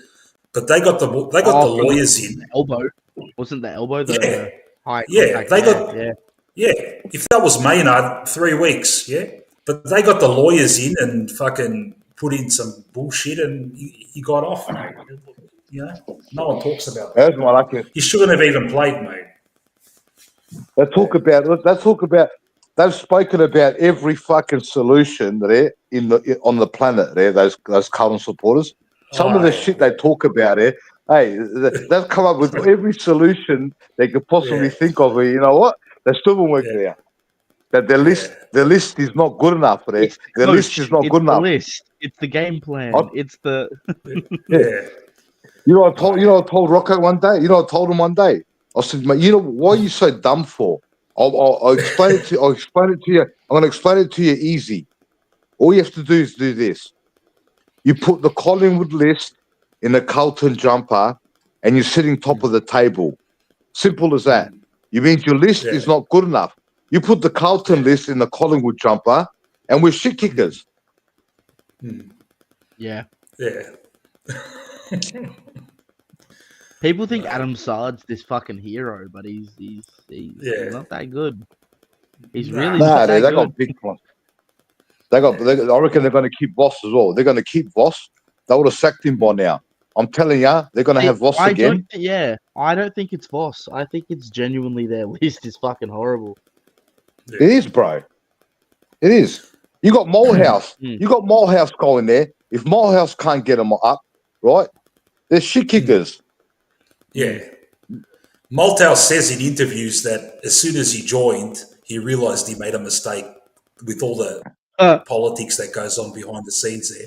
He knew, what the fuck have I got myself into, mate? Yeah. When you got training closed, when you got your training sessions closed, right? And you don't let the members inside the fucking training facilities, right? You're hiding something. It's not closed because they're hiding a game plan, because we know the game plan is shit. So it must be something else. Yeah. Well, I mean, well. I mean, Collingwood accidentally fucking forgot to change the time of the session last week. That raised a few eyebrows. Yeah. Yeah, but Collingwood doesn't give a fuck. It's all open there. It's all open. Yeah, true, yeah. Yeah. Collingwood actually has a big indoor space too with the fake grass, and they do a lot of skills in there that we don't get to see. Yeah, undercover shit. Yeah. Undercover shit. That's probably but that's probably game plan shit there. Yeah. But at least they do an outdoor exercise or outdoor training. Yeah. Adelaide have the same. They got a real big indoor space at their new place. I don't know if they've moved in yet, but they got they could basically play the game inside if they want to get their new joint. I watched a video of that. Adelaide. Yeah, that right, yeah. State-of-the-art facility coming. Yeah, it's in Torrensville, Thebarton, Torrensville. It's the old Thebarton Oval. They've taken that over. There's 2 ovals now. on both sides, and they've got to build a brand new facility there, full on one. Oh, it looks good. It looks really good. Yeah, about 5 minutes. 5 minutes from the it's about 5 minutes from the Adelaide Oval. Oh, yeah, right. Yeah, because everything in Adelaide's close, bro. I can drive. That is true. I can drive. Yeah, I can drive from my house now to the city, and I can get there in about 7 minutes. And then from the city to the hills, I can drive to the city to the hills in about 10 minutes. And then from the city to north, I can get there now with the expressway in about 15 minutes. And from the city to south, all the way south, I can get there in about fucking 20 minutes. Yeah. Yeah, nah. Adelaide's good for travel times because you don't have to fucking go anywhere. Hey, everything's close by, bro. Like everything's close. Yeah, it's good. Where are you, Kynan? Where are you based? Oh, I was in Adelaide for a bit there. Yeah. Where are you? I moved back home. Still Where's in home? What area are we in? Connor, what area are you in? I lived in the city. Oh, in the city. Yeah, I lived in the city. Yeah, in an apartment. Yeah, I live in Seaton. About 5 minutes. 5 minutes drive from West Lakes with a Crows train, and about 10 minutes away from Port Adelaide. Yeah, that's a good spot. Did you guys have sandful teams that you barracks for? Fuck Adelaide for there, Port Adelaide. Yeah. Okay. Nah, I never watched there. I never watched the SANFL. Yeah, that was me. Fuck me, you're a Port Adelaide. I was a Port Adelaide fan. I was a Port Adelaide fan and a Collingwood fan at the same time.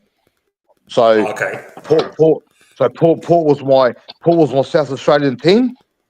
Yeah. And Collingwood was my Melbourne team. Mm. And then they got in the AFL, but I never changed. I always stayed loyal to Collingwood. I could never change. When Port come into the AFL, I couldn't leave Collingwood, mate. Never. Yeah.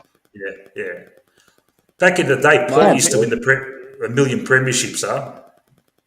Port's hectic, man. Port's hectic. Yeah. Brutal there. Brutal. My cousin plays SANFL. I can't remember which team it is. It's basically the Crows for the SANFL. Yeah, Adelaide. I'm not sure the name, but his name's Keenan Adelaide. Ramsey. He plays. Adelaide, bro. Adelaide Crows. Yeah, Keenan Ramsey. Yeah, that's my cousin. Hey boys, I'm going to call it a night. No worries, buddy. Awesome having a chat with you guys. Good stuff. Thanks. Yeah. See you tomorrow, bro. Get to see you today, mate. Today. That's today, mate. Good or bad? Good or bad, buddy? Good or bad? I'll see you then. Fuck me. Done. Take it easy, legends. Yeah, bro. Thanks a lot, Betty. Catch you later, bro. Yeah, easy, Ben. Oh. What does your missus say, Mick, when you're up all night, eh? She's sleeping, man. It's all good. She's used to it, man, because I work night shifts, so these are my hours, man. I'm wide awake right now. I could keep talking for another fucking 4 or 5 hours, mate. Night stalker. Yeah. The night stalker. Yeah. And she's used to it, man. That's the way it is, mate. If I work in the job that I've got, if I work normal hours, the difference in money is fucking heaps, mate. So I'm just going to stick it out with this night shift, and and the good thing is, during the day you can, if you got time, you can do your shit, whatever you need to do, it's all good. I don't mind. I'm used to it, mate. Yeah, I got to work during the game. That's gonna be a rough one. Yeah, you working during the game? Yeah, I'm always fucking working when the game's on. It's pissing me off, man. 5 weeks in a row.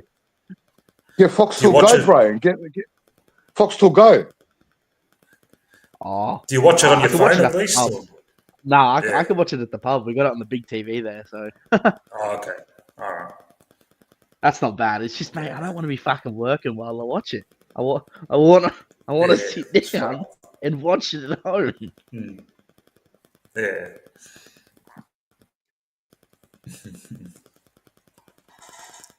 Nah, but I reckon tomorrow night will be good. Good wake up call for us. All right, man. Yeah. We just gotta fucking. Come on. You know what? It fucking shits me, man. Like, we've got so many fucking supporters, man. You would think the players would come out and fucking just go nuts, mate, right from the start. It's like sometimes when they start slow, it's like, mate, come on, man. There's fucking 90,000 of us here, mate. You know? Yeah, right. I can't fault the effort. I can't fault the effort this year, eh? I can't fault the effort. It's just the fucking connection. The effort's been there, but the connection's been gone. At the start of the season, what was your prediction with us? What were you thinking? Who? Me? Yeah. Oh, because I was saying that last year. Last year was an anomaly for me because I could tell that the boys lost the hunger. So because of the premiership, I could tell the hunger was gone. But I knew this year the hunger will come back and we'll be giving it to the teams. I knew straight away. I knew the first game against GWS was a Malakia. It was always going to be a Malakia against GWS. And then we bounced back and I saw us, mate, get on the run. And I knew we're back. And they've given effort. Don't worry, even against GWS, there was effort, but we just looked lost again on the field. Yeah. Once put it this way, once we break down, once our system breaks down, we look shocking. You could just tell if the system breaks down, we're fucked. It just goes to fucking water instantly. Yeah. Yeah. Yeah, better make sure that system stays strong then. Exactly. Yeah. Oh, like I did my predictions at the start of the year. I said we'll finish sixth. So when we were on top after fucking 13, after midway, I'm thinking, fuck, mate, I've got to accept this as a bonus, mate, because I wasn't expecting this, mate. So that's why right now that we're going through this bit of a slump, I'm a bit worried, but I'm still, thinking, all right, fuck, man, we're second, as you say, Manny, we're second, mate. Fuck. Yeah, can't panic now, bro. At the start of the year. Can't panic now, there. You can't panic now. There's no reason to panic now, there. If we get missed it tomorrow, then we can panic. But until 10 o'clock tomorrow night, there, and we don't know what the result is. Until then, there's no need to panic. We've got to go full ball behind them, there. Just get fucking behind them, and let's get the job done. If we can get the job done tomorrow and go to the Crows and give it to the Crows, we're fucking laughing. Yeah. What I might do tomorrow, because Anthony's going to the game, he's not going to start the stream and probably until like maybe 45 minutes or something after the game. So I might start a stream like straight after the game, like as soon as the fucking, as soon as the game finishes, and then once Anthony starts, I'll come off. But I'll talk to him first. I already told him, I go, mate, I'll never do a fucking stream the same time as you or Andreas. This is just for fucking around, mate, Yeah, do the first reaction. Then when Anthony comes on, we'll get on there. We'll give another quick reaction. He's only on there for an hour. He does about an hour anyways, an hour and a half. Yeah. And then jump on and again. Then it depends if we win or lose. If we win or lose, it'll be either dark fucking cemetery fucking funeral performance or it'll be a fucking wedding fucking celebration. Yeah, fucking oath. Hope it's the second one. Yeah. Hope it's the second one, man. Fuck, it better not be the fucking first one. I'm telling you, it's going to be a lot of dark fucking soul searching, I'm nervous. mate. You guys nervous? Who? Calm. I'm nervous, bro. The only reason why the only reason why I'm nervous is because their fucking form's dropped off. The only thing that gives me confidence is the fucking defenders are back.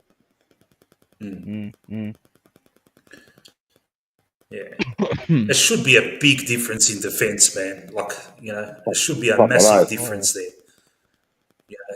Oh, We we've locked should it not down, be mate. seeing that. We should not be seeing any of their talls getting fucking easy fucking marks like Brisbane were getting.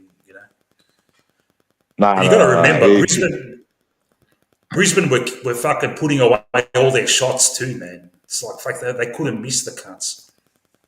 Yeah, I'll guarantee you what happened there. I'll guarantee you what would have happened. I can just picture it there.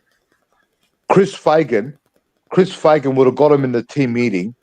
He would have put a picture of fucking Charlie Dean's head on the board, and he would have told the players, as soon as you come out of the midfield, you look for Dean on fucking Logan, and you expose Dean. You expose him, and you play through him. And exactly what they did, they done it to perfection, and they fucking rolled us. If you can't work out that connection, if you can't work out that, you're a shit coach. Any coach will tell their players, play through Dean and get Darcy Moore in the lead, and we got him. Yeah. It's like with Carlton. Carlton's going to give you the best for fucking half of football. Just stay with him for half of football, and then you give it to him afterwards. Simple. Yeah. What's with what do we think the problem with Dan Houston is? He's just not playing his natural game, man. It's Josh Dacos has taken his role, and now he's just another defender. Whereas at Port, he was the man. He was, as soon as they'd get the ball, he'd be running, give it to him, and he'd fucking laser kick it to the forwards. And does that open up an opportunity then to move Josh to the wing and let Dan Houston take that role? Fucking oath, man. I hope that happens in the finals. That could be the thing that the masterstroke for us, because I reckon Josh and Nick both in the midfield, can fucking destroy teams. Yeah. That would be nice. I reckon Josh is a better winger, anyways. I reckon when Josh was playing wing in 2023, he was all Australian. I reckon he was a better winger than the halfback. Yeah, because he was kicking goals. Remember, he used to kick goals all the time. Yeah, and he won the best and fairest that year. Yeah, best and fairest. Yeah, and he was all Australian, and he won goal of the year as well. Was that year he won a goal of the year? Or was it the year before? That was the year before. Yeah. So and then what they've done is they moved. They moved. And also Quaynor made the all Australian squad in half back. So what they've done was they took Josh out of his best position. They moved Quaynor to the half back, and both of them suffered. Yeah. I don't mind a bit of Q on the wing either. Yeah, fucking oath. Yeah. There was a period where he was playing wing and he was kicking the goals. I was like, what the fuck? Yeah. The thing with Q is he's the best guy for the opposition's best small forward. Like tomorrow night, he'll be the one on Nick Watson. Yeah. As much as he take marks. Yeah. And how good is he marking, man? For a short guy, he's a great intercept mark, man. That's unbelievable. Yeah, Q. Quaynor, gets up there. Yeah. Yeah. It's like fucking. So that's when Josh gets. That's when Josh gets exposed. That's when Josh gets exposed. When Josh loses defense in the back 50, they mark the ball on him all the time. Yeah. Oh, sometimes he goes pretty good in the intercept department. Yeah, when he's got space and that. Yeah. Yeah, that's fair. I guess not 1-on-1, but if he's coming into a pack to mark it through the pack, he's pretty good at doing that.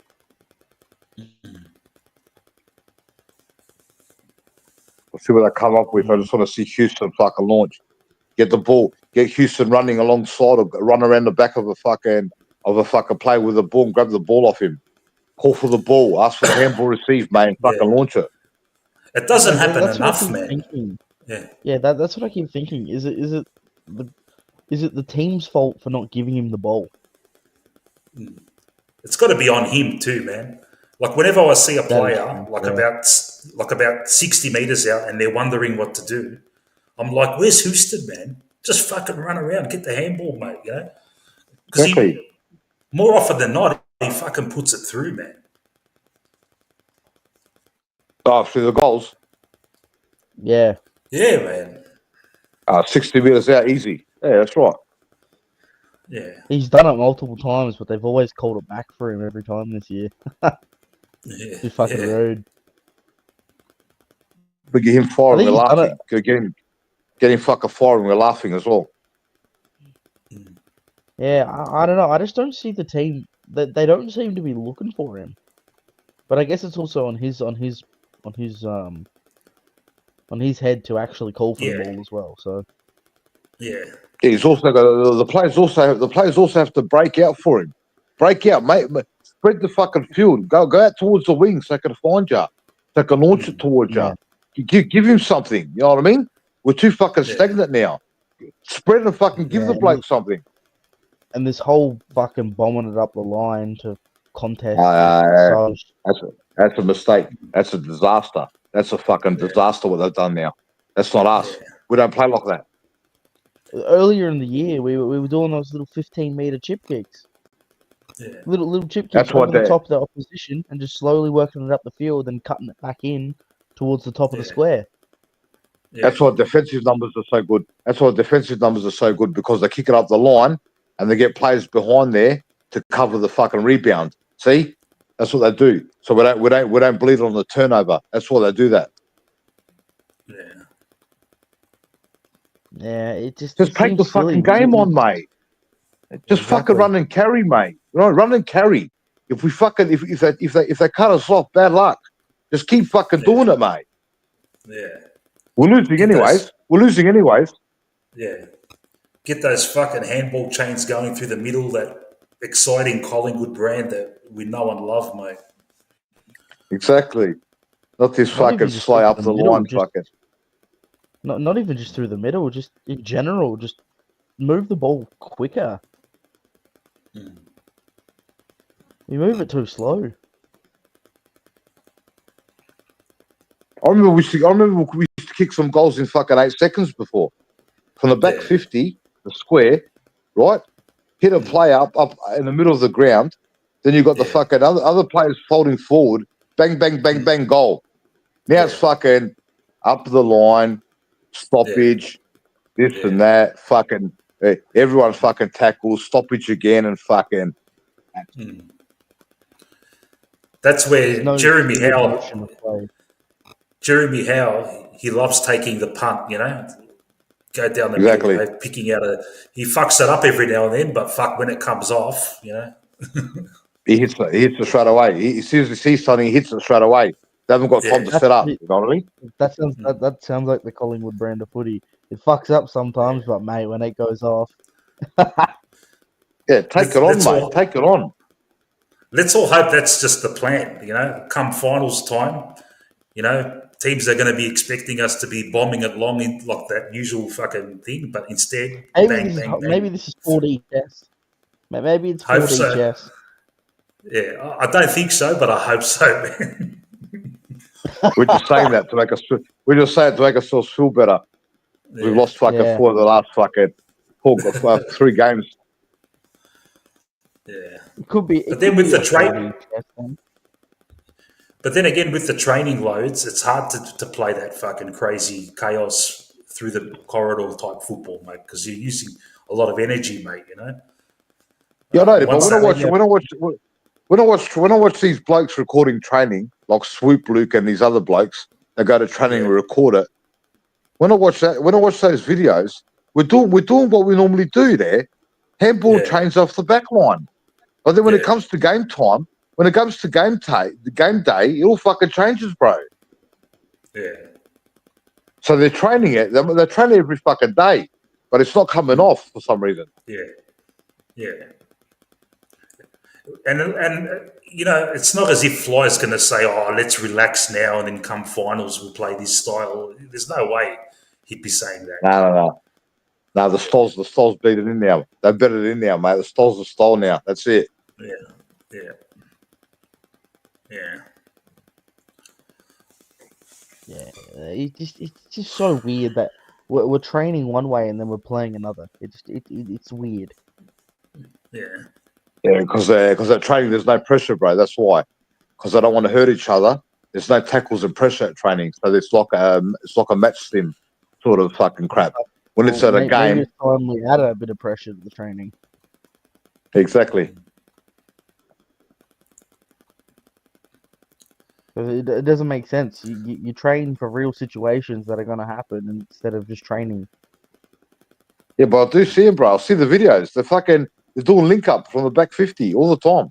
Link up, link up, link up. Handball through the middle, all of them. And then when it comes to game day, it becomes slow and stodgy fucking footy. Yeah. Just bomb up the line, bomb up the line, bomb up the line. Bomb up the line, grab the ball, bomb to the forward pocket, go there, get another stoppage, or get a boundary throw in, keep it in our forward line, try to win the forward stoppage, put the pressure on, stoppage again, same shit. Yeah, well, maybe that's why we're bringing Titch in. If we're going to continue to play that brand of footy, then having a stoppage specialist. Then the other team wins a stoppage. The other team gets the handballs out of the stoppage because we're slow. They carve us up through the middle, and their forward 50's open, and they've got players leading everywhere, and all our players are lost, and it's all over and over. See you later. And they're kicking goals from the fucking goal line as well. They're kicking goals from fucking 10 metres out. That's why they're not missing. Yeah, they're walking into goals, mate. Yeah, fucking walking in, right? Because Darcy Moore's in the centre when he should be fucking. Oh yeah, and you got a kid like Logan Morris putting fucking $1 million on his contracts because fucking he's bagging 6 on the MCG against the big boys, Collingwood, and his fucking contract's going to go through the roof now like he's a superstar. Yeah. Hey, I'm sick of fucking every team playing their grand final against us. It's so fucked. It was the first player to kick 6 goals on the MCG since fucking for about 15 years or something. I think since fucking Matthew Lloyd or something. Yeah. It's like suckers. Freo and Gold Coast had their highest pressure ratings this year against us. Yeah. Now they don't do that. They don't do that like in other games. Yeah. Why don't they do that when they play fucking Carlton or No, they don't. It's like they rock up and don't give a shit. Yeah. But against us, it's like all of a sudden we're going to go nuts and fucking play the best we've ever fucking played. Bro, they get G'd up against Collingwood, bro. They get G'd up against Collingwood. Every club does that, eh? Yeah. Brisbane had a pressure of 255. Yeah, it's ridiculous, man. That is fucked. Like that's why we never. That's why we never pump fucking. That's why we never pump the low teams, bro. Because every low team comes out against us like it's the grand final, and they play their best. That's why we can't pump them. Yeah. Yeah. And then they play fucking piss poor football against another side and give them 10 points in fucking percentage. Exactly. That's what happens, bro. You can see it from a mile away, mate. As soon as they're playing Collingwood, they play the best fucking footy. They play the best footy, mate. After Gold Coast beat us, they had the highest pressure rating. The week after they play Adelaide, they don't even fucking show up. They get pumped. It's like they get pumped. Yeah. Like 80 points or something. It's like we had our grand final. Now this one, we're just going to let this game go. It's like Adelaide, they're one of the front runners. Why don't you fucking put your pressure rating at 300 against them, as well, Exactly. Yeah, and not get beat by nearly 100 points. Like, it's fucking embarrassing. You know what? They don't have to beat Collingwood. They get spoken about more in the media than any other fucking team. As soon as you beat Collingwood, all of a sudden you're a premiership favourite. The same bullshit, man. Yeah, same crap every fucking week. You know what I mean? Yeah. Brisbane got pumped. Brisbane got pumped against Gold Coast. So down 90 points or something. Then they beat Collingwood this week, and all of a sudden, now we've got Brisbane, the premiership favourites. We lose. Yeah. Now we've got the Collywobbles. The same fucking crap there. Within 1 week, these blokes change fucking opinions like it's fucking. Oh yeah. That's what it takes there. 1 week. 1 week of football, right? Now, if we win, I guarantee you. If we give it to Hawthorn, all the talk on Monday is going to be the pies are back. The pies are back. The premiership favourites. Yeah, it was all fucking propaganda. Yeah, they were fooling the competition. Yeah, it was cards up their sleeves and fucking the genie's coming out of the bottle and fucking Solomon's on his matching carpet and fucking fucking oath. all the same bullshit these cunts come up with. Yeah, it's fucking You got wild. players disgruntled. Now we've got players disgruntled. They want bigger contracts. Yeah, the players called me at work and told the media man that we're upset. We want more money. Yeah, no, it's dickhead. You think the players are going to call you and fucking tell you what's going on? All this fucking bullshit there every week. It was like the fucking GWS game. Players are too old, too slow, and too old and too slow. Yeah, Roger. Then we went on fucking 8-0. Like a dickhead. It's all this fucking crap. Oh, yeah, Jamie Elliott wants out now all of a sudden. Fucking Mychek wants more years contract. Oh, yeah, the older players are upset with him. Then you get fucking 3 players sign on. Then fucking now Mychek's come to talks and he's deciding on signing on. The fucking bullshit that comes out. They're trying to put the pressure on us while we're down. You know what I mean? Yeah. Fuck it. It's fucking wild, some of the shit they do. Oh, Craig McRae shouldn't have done that. Shouldn't have said that Jack's coming to he met with Jack. Hey, listen, dickhead. How do you know Jack didn't tell McRae to fucking announce it so he can get more money from Carlton? They never mentioned that, did they? Yeah. I'm pretty sure if Jack told McRae, coach, can you do me a favour? Can you keep this meeting quiet? I'm pretty sure Flo wouldn't have said nothing. Yeah. Yeah, 100%. 100%. Okay, wankers. How good's that? But with Fly, straight out, just admits it. Yeah. Other coaches, they'll just no apology, mate. Fuck him. We don't give a fuck. Like that. Yeah. He doesn't give a fuck, bro.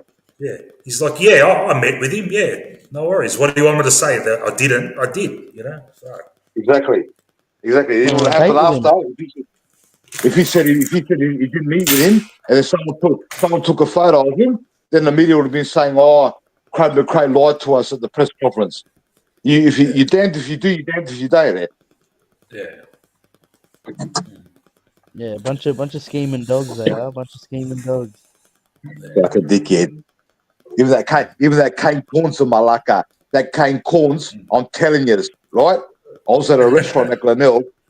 I was at a restaurant at Glenelg, and I'll give you the big tip. That Kane Corns is a pussy. All this tough talk, all this tough act talk he does on TV there. I was at the table behind him.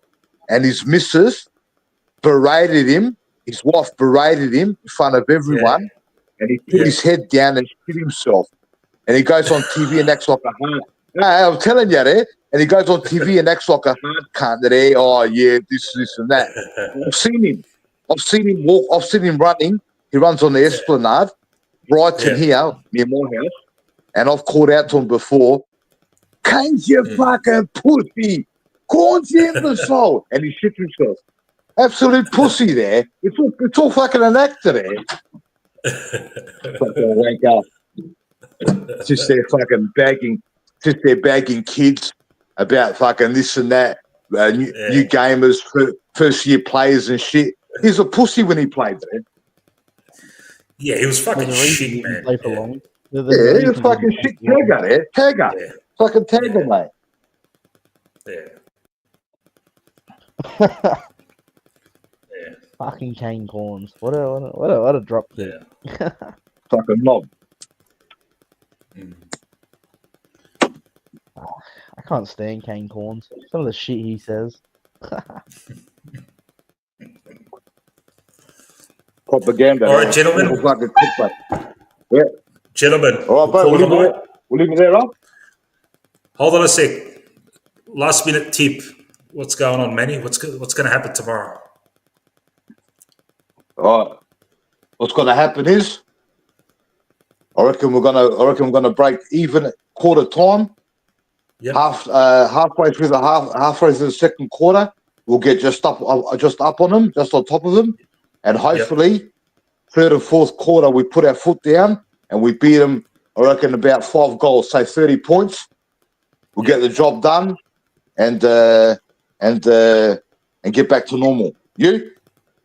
I'll get Conan. Conan, go on. Oh. Yeah, I reckon quarter time we'll be down by a goal. I reckon that's what I'm thinking. We'll be down. That'll kick us into gear. Second quarter, we'll put 4 goals on in 5. Yep. As a response. Yep. They'll have a few back. It'll be pretty even at half time, and then the second half, we're just going to run rampant. All right. And how much we're going to win by? Ooh. I don't want to be too confident, but I reckon 40. I'll go 40 points. Beautiful. All right. I'm going Collingwood by 21. I reckon it's going to be one of those games where we play against those shit teams where it's fucking close, neck and neck. They get up a bit, we get up a bit, but then last quarter we'll win by 21. But we could win by like heaps more, but we put the Q in the rack. And I reckon my call is Darcy Moore. All right, with Frampton and Howe back, we'll play one of his games that we like. Yeah, the one game every 7 games where he's pretty much loose and he intercepts, and and then you got to hear all the media saying, "Oh, Darcy Moore's back." What do we think about Ned Long before we go as well? Yep. I reckon. He'll start. I reckon he'll be okay, but I reckon I have a feeling Teach will be the sub, and Teach will come on and do okay as well, and that'll be the talking point next week, that everyone will be saying Long or Teach who's going to start, because both of them can't start. Will Ned Long do enough to cement his spot this game? I can't see it. No. I reckon he will. You reckon he will? Because he's bigger. Because he's a bigger frame than all their midfielders. I reckon he'll get over him. Because Brisbane's midfield is fucking powerful, and they're big midfielders. Brisbane's, I reckon they got over him. But because he's bigger than Hawthorn's midfielders, apart from what's his name?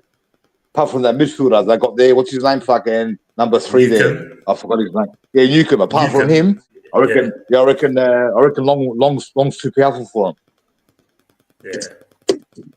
But until then, get a good night's sleep. Yep. Thanks, Mick. Because I'm telling you tomorrow, you might be fucking, you might be some juice. Tomorrow might be some fucking hectic fucking. He's getting right.